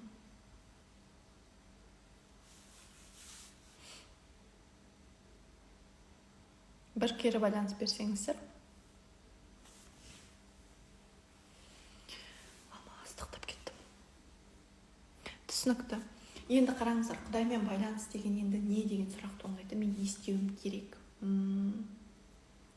Бұл түсіну. Бұл андай нәрсе емес та, күшті бір техника, бұл енді күшті бір практика деп айтсақ болады да. Адамдар энергиясын түсіру үшін неосознанно, әрине бұл осознанно жасамайды ешкім. Біз негативті заттарға қатты акцент қоямыз. Біздің миымыз сөйтіп жұмыс жасайды, бұл енді сананың жасап жатқан тірлігі ғой. Мидың құрылысы сондай, өзі бір жаман нәрсе бірінші көріп қалады, жақсы нәрсені көрмейді. Либо бір адамның 100 жақсылығының ішінде бір жаман жасап қалсыншы, соны көріп қаламыз, болды. Ана жақсылығын барлығын ұмытып кетеміз да. Ал тәнде мида осылай жұмыс жасайды, душада олай жұмыс жасамайды. Душада бізде бәрі ол адамға теплоты тартып тұрады бір нәрсе. Мына жақ жібермеуі мүмкін да бізді. Қой, ол бүйтті ғой деген сияқты. Құдаймен қарым-қатынаста дәл сондай. Біз менің жолым болмайды, мен бір сәтсіздікке ұшырай беремін, мен жаманмын, мен лайықты емеспін, сөйтіп айтамыз да. Бірақ бізге берілген әрбіріміздің өмірімізде ол точно бар. Удачный моменттер бар ғой. Бәлкім біріміз удачно бал жинап кеткен шығармыз, ұбт-да. Бәлкім біріміз бір нәрсе косячить етіп, құтылып кеттігін жасадан, мамаңыздан, папаңыздан. Либо удачный моменттер бұл мүмкін, жұмысқа тұрып кеттіңіз, просто ақша бере салды, просто сыйлық келді. Біреу сіз үшін бір нәрсені жасай салды, біреу сіз ойлап жүрген нәрсені айтып берді, сұрап жүрген сұрағыңыздың жауабын айтып бере салды. Ол просто әңгіменің арасында өзінің ойын айтып жатқан шығар, но именно соны сізге естіртуі мүмкін. Сондай бір удачный моменттердің барлығын көрмейміз, байқамаймыз. И бұл неблагодарность болып шығады. Яғни әр адам, мен бүгінгі стористе жазғанмын, әр адам Аллахтың үлкен прям махаббатымен жаратылған, және махаббатпен мына әлемге келеді. Пенде страдать ету үшін келген жоқ. Пенде белгілі бір миссиясымен, белгілі бір сол махаббатты тарату үшін келді да негізі әлемге. Но біз жаңағыдай аламыз да, өзіміздің энергиямызды құртатын прошлый опытымызға қараймыз. Мен мысалы бір рет жігітпен жүріп көрдім, там страдать етсем, қиналсам, жыласам, ол абьюзер, тиран болса, айтамыз, ол бүкіл жігіттер жаман. Бірақ мен бір-ақ жігітті көрдім. Әлемде 7 миллиард адам болса, оның 3 миллиарды минимум ер адам десек, мен көрмеген қаншама адам бар. Понимаете? И біз аламыз да біреудің нәрсесінен аламыз да, барлық нәрсе блокировать етсеңіз, Құдайға айтамыз, бәрі сондай жаман деген сияқты. Бұл жерде не айтқым келіп тұр? Яғни өзіңіздегі бар нәрсені көру және соған алғыс айта алу. Так, бұл қай жерде айтылған есімде жоқ, бірақ мынандай нәрсе бар. Аллахтың бір сүйген құлдары болады да. Құдайдың бір сүйген құлдары болады. Олар андай да, жаман нәрселерге емес, жақсы нәрселерді көре алатын адамдар. Біз қиналған кезде ғана Құдайды еске аламыз ғой. Вот ақшадан қинап жатыр, маған ақша берші, қарыз, кредит, анау мынау. Немесе вот білмеймін, сабақта, жұмыста проблема болса, мынаны шешіп берші, маған больно. Отношенияда проблема болса, тоже біз сұраймыз. Но когда мне кайфово, когда мне круто, мне барлығы болып жатқан кезде, біз просто отырып алып рахмет айта алмаймыз. Немесе ценить етпейміз. Ал не нәрседе біз көбірек алақан жайып сұраймыз, сол нәрседен қинала береміз да негізі. Потому что қалай түсіндірсем болады, закон энергия солай жұмыс жасайды да. Мен мынаны қиналып тұрмын, маған берші деп тұр да. Бірақ мына жақтағы біраз рахмет айтатын заттар бар ғой, благодарность деген болады. Өзгерістер бар, беріп жатқан бір ризық несібе бар, бақыт бар, қуаныш бар, денсаулық бар, бала бар. Біз оның бәрін көрмейміз да, мүмкіндіктер бар, иә. Біз мына жақта кішкентай бірдеңе тілеп аламыз да, мынаны шешіп берші, мынаны шешіп берші дейміз. И то оның алдында аналарға рахмет айтылмайды. Яғни мен не айтқым келіп жатыр, не істеуіміз керек?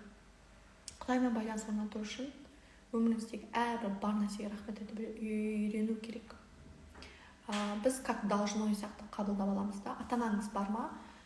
Блин, это круто. Қанша ата-анасы жоқ балалар бар, жетім өсіп жатқан адамдар бар, иә. Немесе ата-анасы өсіп келе жатып қайтыс болған адамдар бар. Это круто, то, что менде не бар, соған рахмет етеді. Денсаулық, блин, мен 12 мүшем сау. Это реально круто. Себебі аяқ-қолы жоқ адамдар бар. Құлағы жоқ, көзі жоқ, дәм сезу қабілеті жоқ, иіс сезе алмайтын, білмеймін, почкасы ауыратын, өкпесі ауыратын адам жетеді, аурумен туылғанда, өмір сүріп жатқанда. И бұл благодарностьті, яғни рахмет айтуды күнделікті жасау. Күнделікті бар нәрсеге жасасаңыз болады, немесе күніге болып жатқан жақсылықтарға естіген бір әңгіме болсын, мүмкіндік болсын, көрген адамыңыз үшін болсын, барлығына алғыс білдіру. Неғұрлым сіздер акцентті жоқ нәрсеге қойып бүйтіп сұрай бергеннен мына жаққа ауыстырасыздар, бұл энергияны өте тез көбейтеді және сізге берілетін жақсылықты, байлықты, махаббатты, несібені на автомате арттырып жібереді. Вот реально на автомате арттырып жібереді. Керек жерін жазып алып жатырмын дейді, түсінікті дейді, барды бағалай білу дейді. Барды бағалай білуден бұрын бұл бар екенін көру да. Біз көрмейде тұрып қой оны. Біз мына бәрін бүйтіп көрмейміз, ол солай болу керек, ол жаратылғанда сондай болып кеткен сияқты қараймыз да. Басқа нәрсені сұрап тұрамыз да. Хотя мына нәрселердің біреуде болмауы мүмкін еді. Бірақ бізге беріп тұр. И мен реально неблагодарный болған адаммын. Насчет чего? Насчет денсаулыққа байланысты. Мен 4 жасымнан бастап очки кидім. Но ол кезде де оң көзім көретін. Қойда очки киіп жүрсем де, бірақ мен сол кезде всегда жалғыз істедім Құдайға. Менде басқа нәрсенің барлығы бар. Менде ата-анадан махаббат, жылу, ата-әженің еркелеу, внимание, лидер болу, күшті оқу, қабілет, қағып алатын қабілет, тез үйреніп алу, адамдармен тез тіл табысу, жыбыр сондай болды. Бірақ менің ең бір ол нәрселерді көрген жоқпын ол моментте, естественно. Очкиыма болмен жыным келетін. Мен неге ондай болып дүниеге келгенмін? Менің ішімде андай нәрсе ойнайтын. Менің ағамда ондай нәрсе жоқ, менің сестренкамда ондай нәрсе жоқ, әулетімде жоқ ауруды маған неге бердің деген сияқты. Менде қатты отрицание жүретін. Яғни көзім көрмейді емес, көріп тұр. В принципе, очки кисем де. И не настолько плохо болған жоқ, оны ол кезде емдеп алуға да болатын еді. Но менің балалық санамның да жеткені, по крайней мере, ол подростке кейін созылған нәрсе, миымның жеткені сол болғанда, мен айта беретін, жалғыз істей беретін отырып. Кәдімгідей мен неден көріп алғансың ғой. андай шоқыну деген нәрселерді мен телевизордан көріп алғанмын, сериалдардан. Кейін андай намаз сияқты атамның бүйтіп жасап жатқанын көріп алғанмын. Мен сосын сөйтіп отырып алып, бұлар не айтатынын білмеймін, сөздерін де білмеймін. Неме, мен жауап істедім. Неге сен сөйтіп бергенсің маған? Неге сен сөйтіп бересің маған? Жазылып келсінші деп сұрау бір бөлек, жалоб айту бір бөлек та. Мен жертва болатынмын всегда сөйтіп. Естественно, мен 12 жасымда бір көзімнен айырылып болды. Яғни мен не нәрсені көбірек сұрадым, точнее жалғыз еттім, және өзімдегі бар екенін сезінбедім, көрмедім. Нәтижесінде мен өте көп нәрседен айырылып қалдым, не только көзден. Бұл менің хоббиларымнан, жасап жүрген күнделікті істерімнен, эмоциялардан, кругтан шығып қалдым на автоматияда.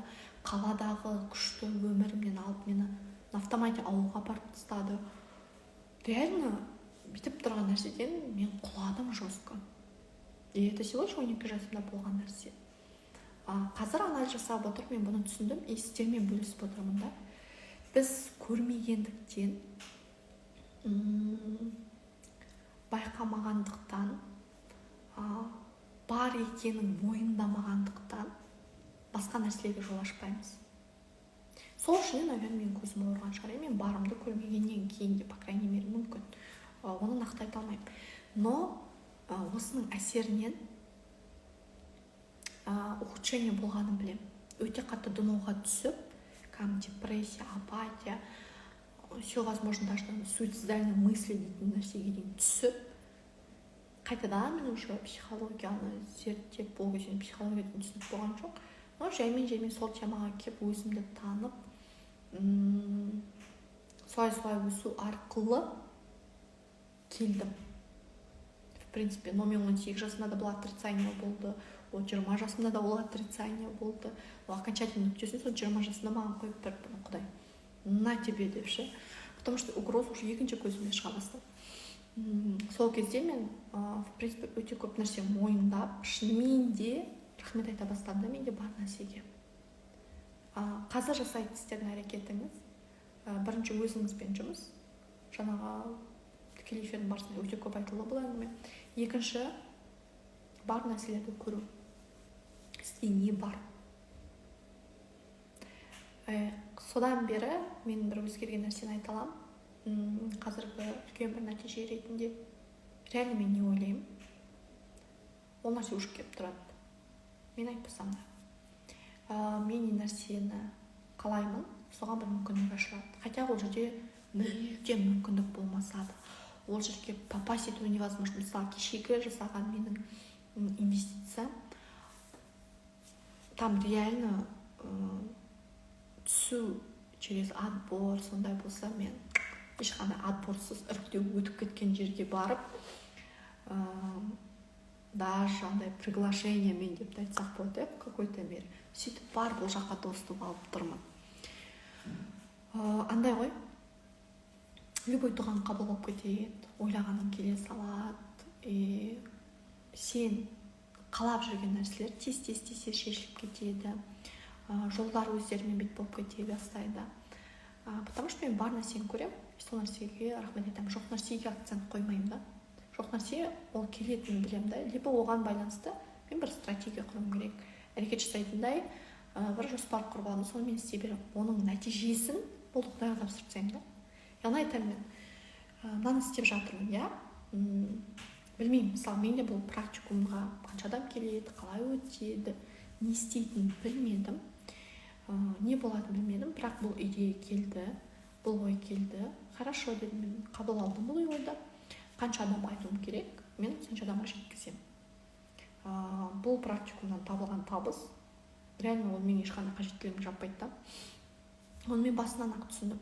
Және оған өте көп сұраныс болмайтынын да түсіндім. Мен адамдарға оны келіңдер деп айтатындай жағдайда да болмадым ше. Просто керек адамдар өзі келер.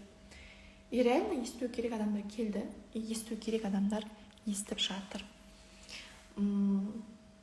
Бұл в какой-то мере андай ғой, благодарность ретінде моя бұл бір білімнің садақасы ретінде ма, в какой-то мен сөйтіп қабылдадым, болды.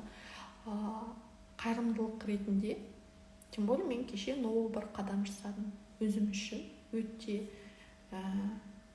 күшті қадам жасадым. И сол қадамға байланысты менің беріп жатқан қайырымдылығым деп айтсам болады да. Мен бұл білімді солай қабылдадым, және максимум қалай солай емес, қалай мен 100 мыңға келген адамға жұмыс жасасам, қалай мен 500 мың теңге төлеген клиентке жұмыс жасасам, дәл солай жұмыс жасаймын деген сияқты ниетпен бастадым, нәтижесі алладан да. Солай, любой істі бастарда сен білмейсің ол жақта не болатынын, қалай болатынын, сен сұрайсың ғой, бір нәрсені күтесің, немесе бір нәрсе қирап жатқан мүмкін, либо сенде қазір проблемада қарыз болуы мүмкін, сен дофига қарызың бар, ол төлей алмай жатсың, мүмкін емес, кризис болуы мүмкін. И в то время нарықта сен отырып алып, мен қарызына шығар демейсің, жай ғана әрекетін жасайсың да, тастап тастайсың. Да, мен үшін ең қайырлы, ең оңай жолмен шешіп тасташы. Бұл өте күшті мен айтатын дұғалардың бірі. Өздеріңізге тоже жазып алсаңыздар болады. Эфир сақталады, эфир толыққан сақталады, енді сақталынбай қалып бір технический ошибка болмаса, бұны мен сақтап қоямын, себебі көрмеген адамдар бар. И мен әлі сезіп тұрмын, бұл жаңа айттым, 200 адам қалып кетті деп. Олардың барлығы бұл тақырыпқа бәрібір қайтып келеді, записьті по-любому көреді. Сондай, бұл түсінікті болды деп ойлаймын. Осы теманы бір өздеріңізге қайта қарап, жазып, инспирация етіп алсаңыздар. Құдаймен байланысқа әлі келеміз 5 күннің ішінде. Бірінші нәрсені айттық, и бір өзіңді, ортаны, Құдайды айттық. Енді бір күшті тоже методика бар, бұл күлу. Өте күшті жұмыс жасайтын профилактикалық бір жұмыс деп айтсам болады да. Қандай да бір стресстің, депрессияның алдында, немесе энергияның түсіп бара жатқан сезген кезде күлетін болса, автоматты профилактика бұл. Сразу вибрация басқа арнаға ауысып кетеді. Өте тез, но да банально болуы мүмкін. Бірақ көңіл күйің жоқ болса, сондай сізді не күлдіртеді? Анекдот көресіз ба, прикол көресіз ба, стендап көресіз ба, көңіл күйіңізді көтеретін затты көріп күлу, ол сізді жаңа бір эмоцияға, жаңа бір вибрацияға ауыстырып жібереді. Бұл переключение. Мысалы қараптан қарап көңіл күйің болмауы мүмкін, мысалы погодаға қарап көңіл күй болмайтын адамдар болады. Вот сол кезде өзіңізге қуанатындай бір нәрсе табыңыз да күліңіз. Немесе өзіңізбен болған жақсы бір ситуацияларды еске алыңыз, немесе арманыңызды еске алыңыз. Но күлу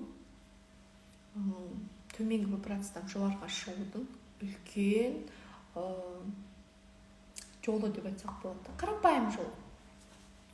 Андай ғой, өмірден түңіліп жүрген адамдар именно энергетикалық вибрациясы төмен болады, қалап, түйіліп жүреді, кейбір күлмейтін, ашулана беретін адамдардың, естественно, вибрациясы төменірек болады. Ал кім көбірек күліп жүреді, оларда өте көп энергия бар. Даже өздеріңізде байқайтын шығарсыз, адамдар нұрланып тұрады, прямо қараған кезде күшті саған приятно болады. Қабағын түйіп жүрген адамға сен өзің де деп болады. Амандасудың өзі бір кішкене қиындау, контактке түсудің өзі бір қиындау. Сондай процесс. Так. Уақытша жаман қатты кетіп жатыр екен. Окружение айттық. Генерация деген нәрсе бар. Яғни негативті эмоцияны аламыз да, позитивті эмоцияға алмастырамыз. Сіздің энергетикалық деңгейіңізді басқа адамдар құлатуы мүмкін. Қалай жасайды? Шабуыл жасау мүмкін. Мысалы, сен жамансың, маған келетін әңгіме, сен дұрыс емес әңгіме айтып жатсың, сен қыздарды өзінше қылып жүріп жатсың, бұл біздің қазақы менталитетке келмейді деп айтатын адамдар бар енді маған комментарийда, басқа нәрседе. Бұл кезде мен айтамын да, олардың осы айтып жатқан сөздері, мен оны өзіме қабылдап алып, мен жаман деп отырмай, мен жай ғана ол айтылатын сөздерді өзімнен бөлемін. Яғни объект ретінде қарауға тырысамын да, мына жерде бар сияқты, ол сөзді немесе адамды. Что у них болит? Неге ол адамдар үйтіп айтып тұр? Неге олар жасап жатыр? Потому что, наверное, оларда ондай нәрсе болмады. Олар өздеріне ол нәрсені позволять ете алмайды, иә. Қыздар да жазады, онда ер адам просто өзіне не уверен. Енді қыздарды қалай ұстап қаламыз? Бізге ақымақ қыздар болмай қалып, бәрі ақылды болып кетсе, мен қалай управлять етемін, маған удобный женщина қалмады деген сияқты. Өзінің бір ішкі страхтарын, сомнениясын кесірінен маған атака жасап жатқанын мен түсінемін, разбирать еттім. Енді айтамын, өзіме осознанно айтамын, бұны ауызбен проговаривать етіп айту дұрыс, яғни солай жұмыс жасайды. Біз даже дінде де бар ғой, мысалы намаз оқыған кезде сен бірінші ниет етесің, иә, мен мынандай таң намазын оқуға ниет еттім деп бастайсың да, содан кейін барып оқылатын нәрсе оқиды, яғни ауызбен айту өте қажет. Сол сияқты жаман негативті энергиясы тұр ғой, бұл адам маған бір жақсылықпен, ойбай Фариза бақытты бол деп тілеп жатқан жоқ қой. Естественно, ол маған жамандық тілеп тұр, жаман энергиясын жіберіп тұр. Мен оған айтамын, осы адамның энергиясын менің арманыма жұмыс жасауын қалаймын деймін да, мен просто оның энергиясын жаққа направлять етіп жүремін. Да, бұл сөзбен болуы мүмкін. Энергия андай ғой, көзге көрінбейтін, бүйтіп ұстап сезіне алмайтын зат болғандықтан біз оны сөзбен направлять етеміз. Және сөз бұл миға приказ. Ми ғой оны қабылдайтын. Қабылдап алып, шынымен мен андаймын ба, мен мынандай стрессқа ми алып кетеді, анализге. Немесе сіз осылай аласыз да, ол вибрацияны жай ғана ауыстырасыз направлениясын. Керісінше сол негативтерді сізге жұмыс жасауын қамтамасыз етіп қойыңыз. Это күшті, когда не нәрседен қорқу керек. Кешеде біз бұны талқылағанбыз наставникпен. И сол кезде маған өте күшті нәрсе айтылды да. Фариза, саған адамдар негатив айтуы, Фариза, сен неге жасап жатсың? Сен неге бұндай әңгіме айтасың? Фариза, сен андайсың, сен мындайсың деп айтып жатқан. Это так классно дейді да. А представь, ешкім сөйлемесе, ешкім ешқандай реакция бермесе. Типа сен барсың, сен сөйлеп жатсың, но барлық сені ноль внимания қылатын болса, вот это тревога дейді да. Вот это что-то означает. А когда сен хейт жинеп жатсаң, саған адамдардың барлығы давить етіп тұрса, онда ты наоборот на правильном пути. Потому что адамдарда бұл отвлекаться етіп тұр, адамдарды бесит етіп тұр, жынына тиіп тұр, бір эмоциясын, бір сезімдерін қозғап жатыр. Сондықтан олар өздерінің ішіндегі барын төгіп жатыр. И тогда я дедім мен, ну расымен де солай. Мен басқа адамдардың реакциясына жауап бермеймін. Также сіздің де жаңағы біздің, менің де мысалы қызғанышым болсын, ренішім болсын, тағы да басқа бір сезімдеріме мен жауап беремін. Оны мен сезініп тұрған, оны мен таңдап тұрған ол сезімді. Потому что у меня болит, потому что мен оны жасай алмай жатқан шығармын. Ол менде жоқ шығар. Сол үшін де мен біреуге ренжимін, немесе біреуге жаман сөз айтуым мүмкін да. Яғни адамның өзінде болып жатқан нәрсе. Кейде мен үйде жалғыз қалам, и прикол көріп қалам, и күлемін, и мен ойлаймын, шындым ба, неге күліп отырмын деп сөйтемін, бірақ мен үнемі күліп приколдар айтып сөйтіп жүремін. Это круто. Мен де в жизни, енді мен әлеуметтік желіде қалай айтсам болады, экспертпін ғой побольше. Өмірдегі жай қарапайым Фариза емес, мен бұл жақта маман жұмыс жасаймын. Ал в жизни мен де сондай прикол айтқанда, күлгенді, юмормен жүргенді, черный юмормен мен өте көп әзілдесем. Это күшті. Сен энергияны көтереді. Может быть, это бесполезный әңгімелер болуы мүмкін, да? Миыңа да пайдасы жоқ болуы мүмкін.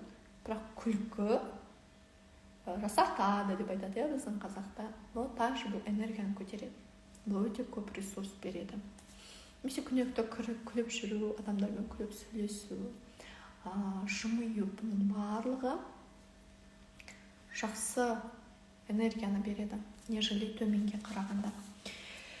Біз энергияны алмастыруды түсіндік, бұны айттым. И бір нәрсені айтқым келеді. Өзіңізде болып жатқан осындай сезімдер болса, негативті сезімдер, эмоциялар болса, ол үшін өзімізді жазаламаймыз. Ол үшін өзімізді кінәламаймыз. Мен жаман болып тұрмын, мен сондай болып тұрмын, мен андай болып тұрмын дей бермейміз. Біз керісінше талдаймыз, талқылаймыз. Жаңа айтқанымда өзімізді көтеруде, өшіруде, жасауда біздің қолымызда. сіздің өміріңізді, сіздің энергияңызды, сізді біреу келіп жасап бермейді. Біреу келіп сіздің өміріңізді сүріп бермейді. Өзіңіздің қолыңыздағы зат. Және біздің реакциямызға біз ғана жауап береміз. Біреудің реакциясына біз жауап бермейміз. Ол реакция өз жауап береді. Значит, оның ішінде бір нәрсе қозғалып жатыр. Ол оның реакциясы. Тіпті біреу ренжіп қалдым дегенде де мен хорошо. Потому что ренжу ол адамның таңдауы. Можно ол ренжді ауызбен айтуға, неге ренжіп тұрғаны. Или что не нравится, соны айтса болады еді. И жалпы біз айтып жатқан жаңағы реніш болсын, қызғаныш болсын, бұл тек кішкентай баланың сезімдері ше. Ересек адамда, энергиясы жоғары адамдарда бұл чувстволар жоқ. Неге? Себебі адамдар сөйлей алады. Адамдар эмоцияларын сыртқа шығарып айта алады.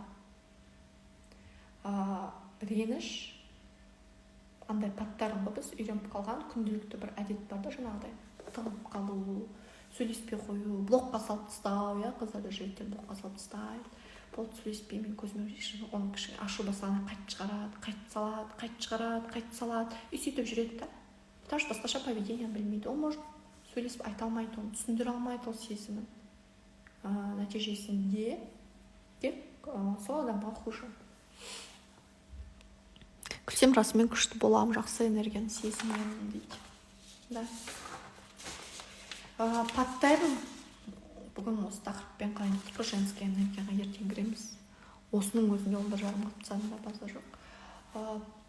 Паттерн дейтіміз біздің күнделікті поведение, қылығымыз, әрекетіміз, жасайтын жауаптарымыз, яғни реакцияға біз қандай нәрсе жасаймыз. Жаңа айтқанымдай болады, бізде адамдар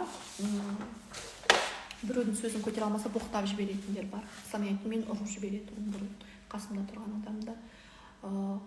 Грубо сөйлеу мүмкін, не? Бұл адамның поведениясы тоже жаңағы жасайтын қалыптасып қалған әдетті енді. Сол привычкасын қайталай береді. Үлкен өмірде ол әрине қатты кедергі келтіреді. Кім оның, мысалы, кім менің соққанымды көтеріп тұрады, әркім өзін-өзі қорғайды ғой, жеке шекарасы бар деген сияқты. Ол кезде мен либо қарым-қатынасым бұзылады ол адаммен, арада реніш пайда болады, бұл екі адам екі жаққа кетеді. Нәтижесінде менің бәрібір энергиям сол адамда қалып кетеді. Вот бәленің бәрі осы жерде энергетикалық дыралар пайда болады. Үңгірлер пайда болады.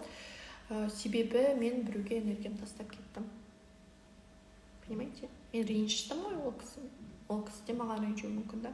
Оның ренжімеген бәрібір. Бірақ главный мен ренжідім. Немесе мен ашуландым. Ол нәрселер ашып талқыланбады. Болды. Бұны енді гештальт терапияда бізде незавершенный гештальт, яғни жабылмаған гештальт. И аламда мен басқа жаққа кетіп қаламын. Бірақ энергия мына жерде бәрібір қалып кетті. Және өте көп бөлігін мен қалдырамын. Ресурсымды осы жерге тастап кетемін. Ал ең абзалы ересек өмірде оны алып талдау. И сол үшін де бізде андай практикалар бар. Мысалы, мен жеке менторлықта жаңағы випта оқыған қыздарға үнемі айтатын нәрсе бар. Бұл сол қарым-қатынастарды шешіп алу. Яғни айтып, сыландап, хабарласып, сол кезде неге ренжігенін түсіндіру, ол адамның неге ренжігенін тыңдау, қарым-қатынасты жақсы қайта қалпына келтіру мүмкін болмаса да, энергияңды қайта қайтарып алу. Ол жақта еш нәрсені қалдырмау. Біз көп ренжіп айтамыз, реніштер болезнь айналады деп айтамыз. Реніш деп тұрған нәрсе тоже көзге көрінбейтін зат қой. Қолмен ұстамайсыз, ашу дейтін де, кек дейтін де бір көзге көрінетін зат емес. Оны біз мына жаққа алып келіп жинаймыз да, ол болезнь болады. Болезнь, яғни тұрып қалған энергиядан болады да. Просто мысалы сасып кеткен су. Су тұра берсе сасып кетеді, примерно сондай ше. Мысалы мусор мына жақта тұрып жүреміз. Ол бір күн шықпады, 2 күн шықпады. Представьте, бір ай шықпаған мусор болса, оның иісі қандай болады. Біз в реальной жизни 2-3 күннен мусорын тұрғызып қойып шыдай алмаймыз ғой. А душада да сондай чистка болу, энергетический чистка болу тұру керек.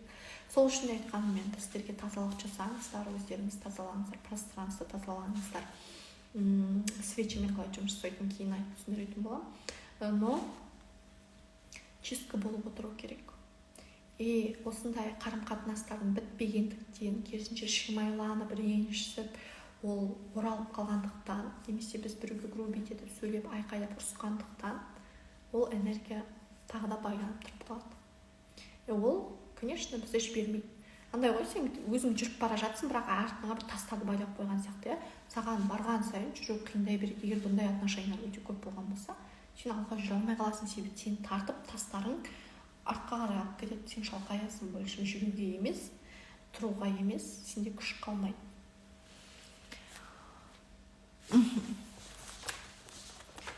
Түсінікті ма бұл?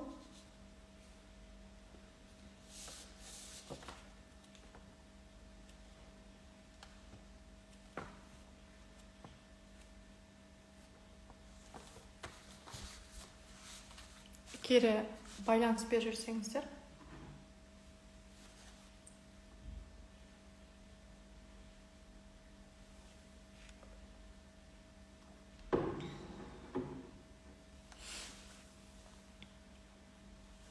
Қалай болып жатыр, жалпы информация андай болып жатқан жоқ па? Ауыр болып жатқан жоқ па? Бірінші күннен бүйтіп қатты беріп жатқан жоқпын ба?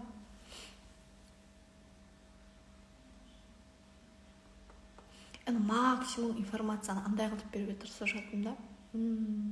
Шайнап дейді ғой, бір жұта салатындай қылып, түсіну үшін бір мыжып сөйтіп түсіндіріп отыр. Мен білмеймін, біреулеріңізге ұнайды, біреулеріңізге ұнамайды. Хорошо, реакцияларыңызды көрдім. Так, жоқ күшті.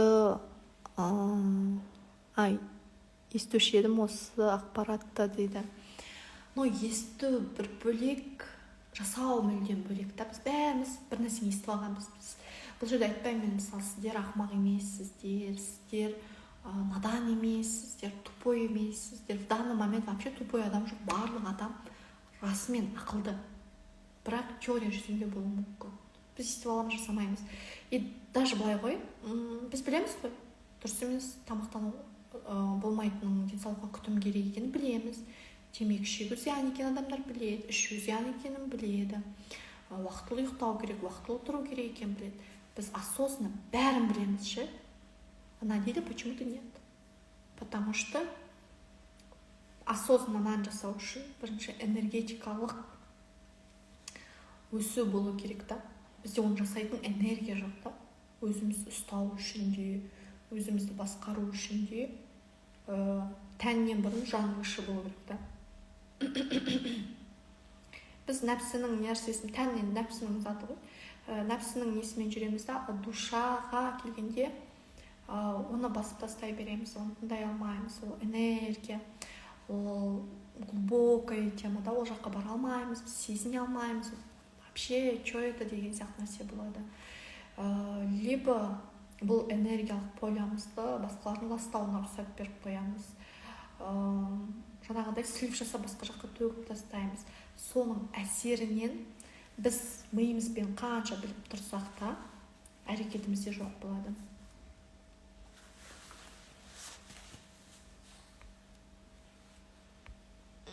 Өткеніңде қалған энергияны дейді. Прям көп нәрсе білдім, жеңіл дейді. Қуанып отырмын, жеңіл түсіндіріп жатырсыз. Жоқ, мен мысалы соңғы айда білдім, қасымда айналған екі қызбен араласқанда, одан уже менде біліп тұрамын. Біліп тұрып жасамаймыз негізі көп нәрсені. Оған сәлемде аралассам жаман сезінемін, сосын да көп араласпайтын болдым дейді. Иә, біліп тұрып жасамаймыз, потому что энергиялық тұрғыда біз түсінбейміз. Біздің душамыз бұны не үшін істеу керектігін түсіндіре алмайды, түсінбейді, и біз сознаниямен өмір сүріп кетеміз. Андай ғой, 4 жасқа дейін, 4-5 жасқа дейін балада именно сана қалыптаспайды ғой. Ол интуитивно жүреді, ол больше душасымен өмір сүреді, ол қалай өзіне комфортно, солай өмір сүреді. Реально ол душаның хотелкасымен жасайды. Если хочет, ол мен көтерімде дейді. Білмеймін, мен айналдырымда дейді, анаған отырамын деу мүмкін. Маған ананы әпер, мынаны әпер, мен ананы ұстап көрім дейді. Вообще ұстауға болмайтын, ыстық болса да бәрібір да, например. Потому что ол жерде энергия больше жұмыс жасайды. Және байқап көрсеңіздер болады, кішкентай бала шұбырлақ болады. В основном енді андай туа бітті, салмақты балалар болады, жыбырламайтын, мазасызданбайтын. Но оларда әлемді тануға, кімнің не екенін білуге құштарлық бар бәрібір. Темперамент жағынан сәл төмен болса да, оларда сұрайды. Сұрай алмаса да ымдайды, жылайды, көрсетеді, бір нәрсе істейді, но олардың душасы познанияға дайын, ашық болады. Біз санамызбен барлығын білем дейміз де, эгомызды көтеріп аламыз. Я все знаю, вообще, даже диванный критиктер сондайлар ғой. Я все знаю, мен күшті, мен білімдім, мен оқығанмын, мен бүйткем. Но факт то, что сенде ол жоқ қой, ол жасалынбаған, сен білгеніңе не пайда? Егер әрекетінде ол жоқ болса, одан результат болмаса, менде энергия туралы тақырып өте андай.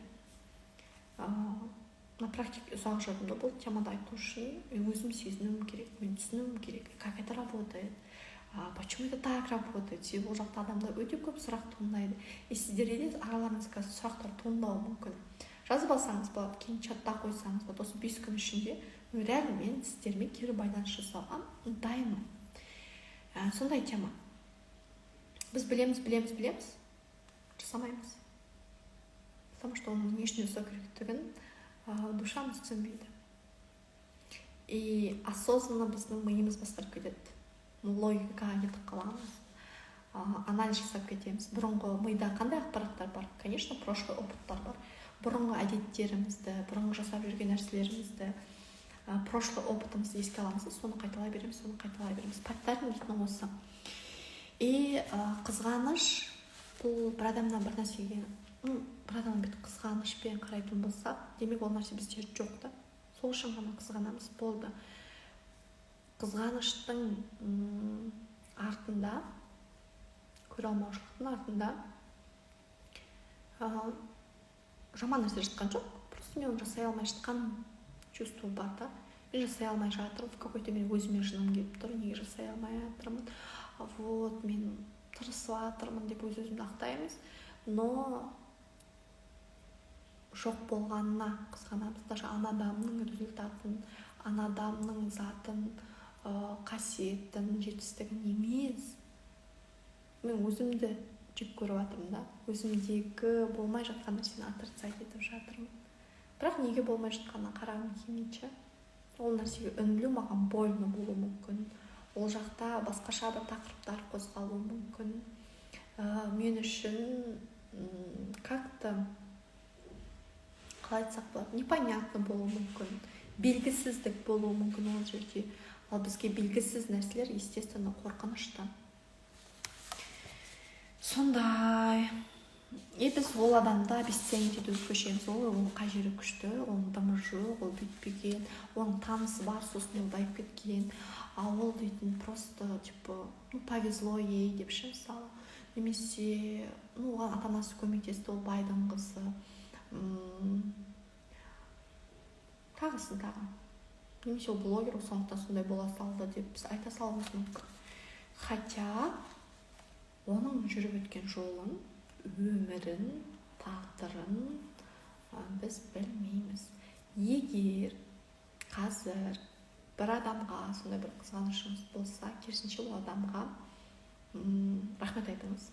Себебі сіздегі бір минусты сізге өзіңізге тануға, өзіңізге қарауға күшті маркер болып қозғап беріп тұрды сізге. Яғни ол адамды көру арқылы мен өзімде минусты көріп тұрмын. Керісінше оған рахмет айтыңыз. Наоборот, ол адамның сол нәрсесі көбейсін, махаббаты күшті болып тұр ма, отношениесі күшті ма, вот вообще бақытты болсыншы, вообще тұрмысқа шықсын, үйленсін, балалары болсын да, өзіңізге не тілейсіз, нені қалайсыз, сол адамға просто тілеп тастаңыз, и все. Біреуді қызғанған кезде, өзіңіздікпен қарап көріңіз, неге қызғанып тұр, не жетпей жатыр, не жоқ менде, неге жоқ, неге істей алмай жатыр. Аласыздар, расписать етесіз, мен үшін істей алмай жатырмын. Хорошо, қалай жасай аламын, мынандай әрекетті жасасам, ол жасалынады. Болды, уже на автомате тұрып әрекет жасап кетесіз. Бірақ басында жаңағы благодарность айтыңыз, ол адамға да бір тілек, пожелание болсыншы, негативті емес, позитивті.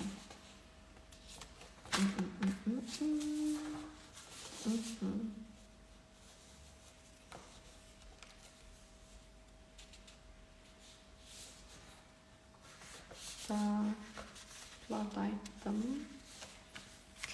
И бір бұл факт бәріміз тоже білеміз, то что өмір жалғыз, өмір біреу-ақ, ол қайталап келмейді. Ол қайтадан сүрінуге бақыт, ақша, отношения, орта, так далее, басқа да нәрселер керек болатын болса, осы әлемдегі материалдық дүниеде қажет заттар керек болса, онда бүйтіп ертеңге сырт жасамаймыз. Потом көремін, потом жасаймын, білмеймін, ерініп тұрмын, қоя салшы деген нәрсені сөздік қорыңыздан да, әрекетіңізден де алып тастайсыз. Ойыңызға келді ма, тұрып жасайсыз. Болды. Қазір өмір сүруді үйреніңіздерші. Ертең өмір сүрмейсіз, ертең болмауы мүмкін, таңертең тұрмауыңыз да мүмкін. Немесе өткен өміріңізге акцент қойып, өткен өмірге қарап отыратында үйретіңіз. Бізде қазіргі психологияның дамуымен в какой-то мере мынандай нәрсе пайда болды да. Менде қазір ақша жоқ, бұған мен ата-анам кінәлі екен да. Солар маған дұрыс не бермеген, дұрыс мышление бермеген, дұрыс тәрбие бермеген. Солар ақша жоқ деп айтып маған негативный установкаларды орнатты. Естественно, менде жоқ. Солардың кесірінен екен деп жауап келші. Ана жаққа прошлыйға сырып тастаймыз. Немесе мен ортам осындай болды. Тағы кім айтуы мүмкін? Мектеп осындай болды, университет мынандай болды, жұмыс орнында мындай болды. Немесе бұрынғы отношенияма қараймын да. Мен бұрынғы жігітім сондай болды, бүкіл жігіттер сондай деп прошлыймен өмір сүруді доғарып, қазіргі өміріңізге қараңызшы. Қазіргі өміріңізде не алуға болады? Қандай ресурс бар? Ол өткен өмірде әрқайсысын сабақ алып, оны жабу керек бізді. Жоқ, біз оны мыжимыз ғой. Бірдеңе болса, ой, мен әкем андай. Жоқ, мен мамам, оны айтып болатса, одан бастап көршісі, ағасы, бауыры, прадедушка, бабушка қозғалуы мүмкін. Это от того, что адам дәл қазіргі сәтіне жауапкершілік алғысы келмейді. Сен қазір болотада отырсың ба? Демейді. Мен ғана оған жауап беремін. Если мне сейчас плохо, егер менің өмірім быт болып жатса, демек бұл менің зона ответственностьда дүние. Ата-ана болу ол өмірге алып келді, оның негізгі басты міндеті сол өмірге алып келу. Дальше қалай болады, оған жауап бермейді, ол барын берді. Ол нәрселерді не алдыңыз, прошлый опыттарыңызды қараңыз да, ол нәрселер не берді, қандай қасиеттер берді. Әкесіз өссеңіз, наоборот, зато мен сильный болдым, я. Мен өзім қамқор болдым. Мен в какой-то мере ананың қадірін өте жақсы білем, анам мені тәрбиелеген болса. Деген сияқты алған плюстарыңызды жазыңыз. Жаңа айтқанда минусқа акцент қойып, оны көбейте берудің қажеті жоқ. Плюсқа акцент қойып, соны поощряйте. Андай да, жерге не егесің, в общем, соны орасың түбінде. Мысалы, мына жаққа мен картоп егіп қойып, морковь күте алмаймын да ол жерден, потому что ол жерге по-любому картоп шығады. Мен негативті өмірімде ойланып, қазіргі өмірімде негативті ойлап жүре беретін болсам, қазіргі де, өткенімде, болашағымда сол негативный цепочкада жүреді. Если хотите жақсы өмірді, қазір аласыз, жақсы нәрсені егесіз де, жақсы нәрсені аласыз. Либо сөйтіп созып, әр нәрсені сылтауратып, мыжып жүре бересіз. Болды. Бірінші сабақта, наверное, жестко шығар, қатты шығар. Но, думаю, осылай жұмыс жасаған бойы результат береді. Мен егер чатқа жазсам, не істедіңдер, жасадыңдар ма, сұрақ қойсам, демек жауап беру керексіз. Потому что сіз келдіңіз, бір нәрсе алғыңыз келді. Демек алыңыз, сол моментте жасаңыз оны. Дәл қазір жұмыс уақытысы босамай жатса, міне мен бұл сұраққа осындай уақытта жауап беремін. Сізге жазып жіберемін. Бұл жаққа мен үшін келмейсіз, бірінші өздеріңіз үшін. Әрбір моменттегі сәттерді ловить етіп үйреніңіздер. Мен қазір қайдамын? Даже қазір отырып, басқа нәрсе ойлауыңыз мүмкін, ертең не істеймін, анам қалай жасаймын емес. Вот моментте өмір сүріңіз.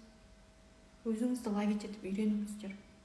Қазіргі сәтке алып келіп үйреніңіздер. Тоқтатасыз, айтасыз, так, Фариза, біз что-то прошлое айтып жатыр. Қайтамыз. Қазір не бар менің өмірімде?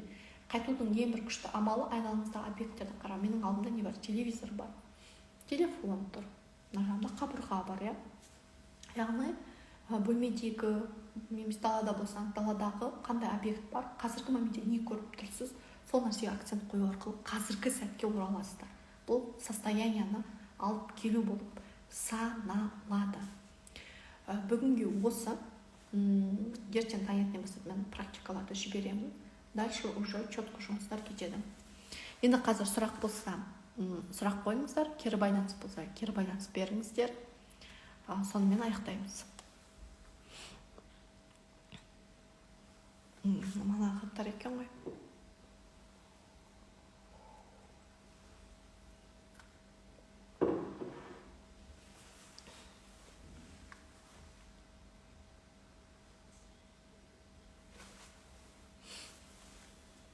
Күшті, рахмет дейді. Қуаныштымын.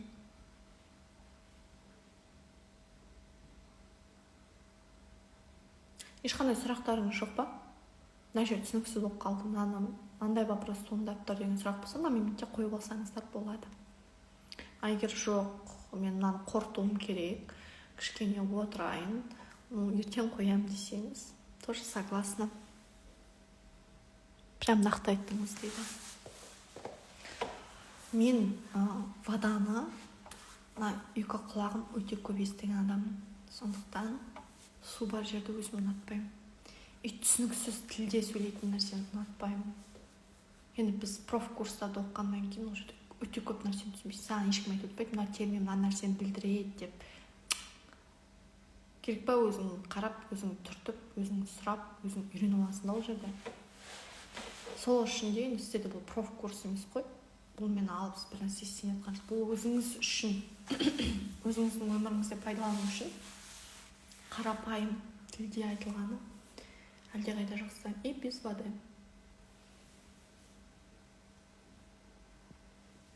Ертең қорытып қоярмын дейді. Жақсы. Онда қайырлы түн. Осы информацияларды бір анализ жасап алыңыздар қазір. И даже қазір осы жерде тоже бір күшті практиканы, в какой-то мере техниканы бергім келеді. Енді бұл тоже әркімде әртүрлі жұмыс жасайды, но хочу попробовать. Бізде түс деген зат бар да. Түс бүйтіп сырт тастайтын зат емес негізі. Ол мына біздің түп санамызға баратын прямой жол. Түс арқылы өте көп ақпарат алуға болады. Но болады, кейбір адамдар мүлдем түс көрмейді, кейбір түс көреді.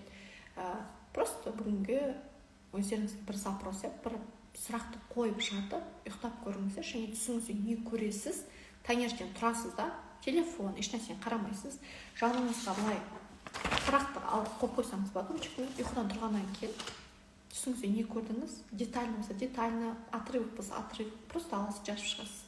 И қайтадан запросыңызды жазасыз да, қарайсыз, примерно нені айтқысы келді. Бір шешім қабылдай алмай жүреміз, бір нәрсе рисковать ете алмай жүреміз, немесе бір мүмкіндікті сұрауымыз мүмкін, бір проблеманың шешу жолын сұрауымыз мүмкін. Сол кезде негізгі жауапты уже санада миыңызда түспен көріп алсаңыз болады. Просто жасап көріңіздер. Қандай запрос екен білмеймін. Мысалы, андай болуы мүмкін, да, отношенияда проблема жоқ, бұны қалай шешсем болады деген сияқты. Либо бұл менің адамым ба деген сияқты сұрақ аласыз, ұйықтайсыз да, таңертең тұрасыз, ойыңызға не келді, яғни точнее не көрдіңіз, есіңізге түсіресіз, жазып аласыз.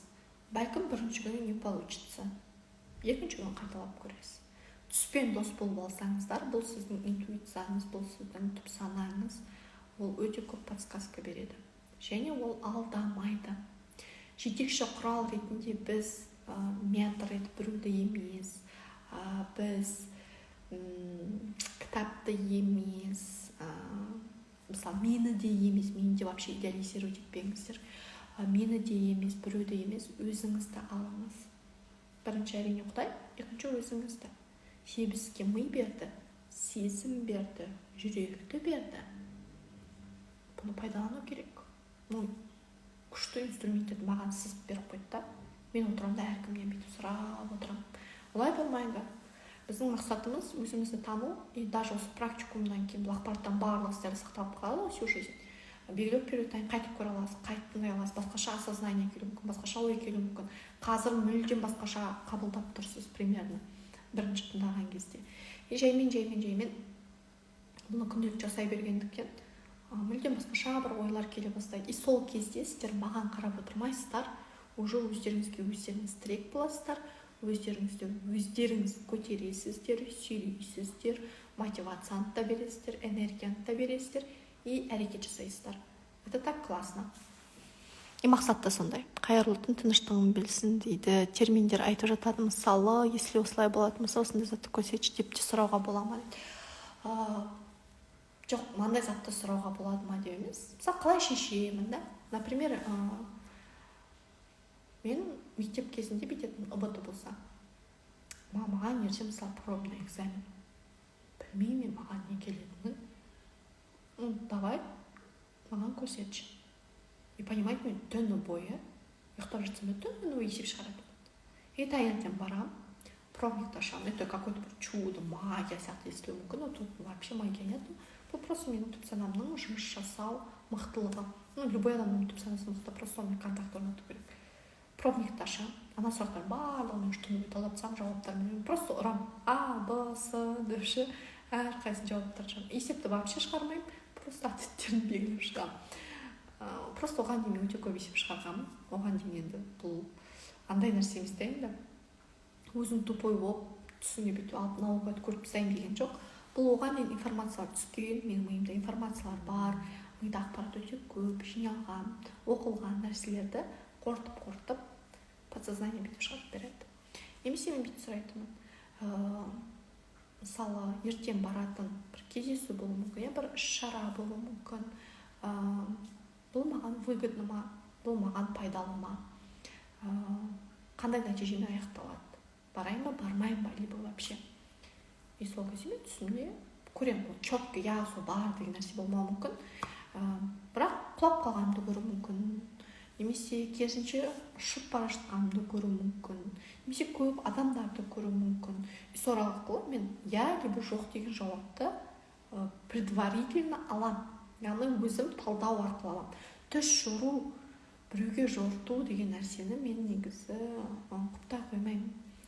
Өзіңіздің түсіңізді өзіңіз жорып көріңіз, қарап көріңіз. Себебі сіздің ойыңыздағы көбелек деген нәрсе жақсы нәрсені білдірсе, мысалы менің ойымда көбелек жаман болуы мүмкін. Яғни әркім оның интерпретациясы мағынасы әртүрлі түсіндіреді. Өзінің басындағы бар информациясымен.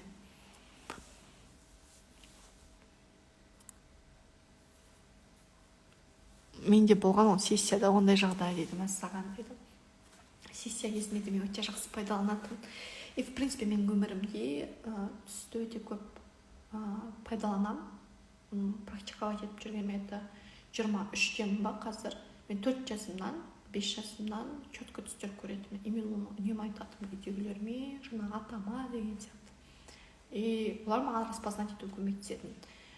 Бұл арнайы білім алып бұған біліп түсіндірмегенмен, сол кезде олар өздерінің білуімен, менің атам өте ақылды кісі болды, дана кісі болды, сол кісінің маған берген бір инструкциясымен мен жұмыс жасап кеттім.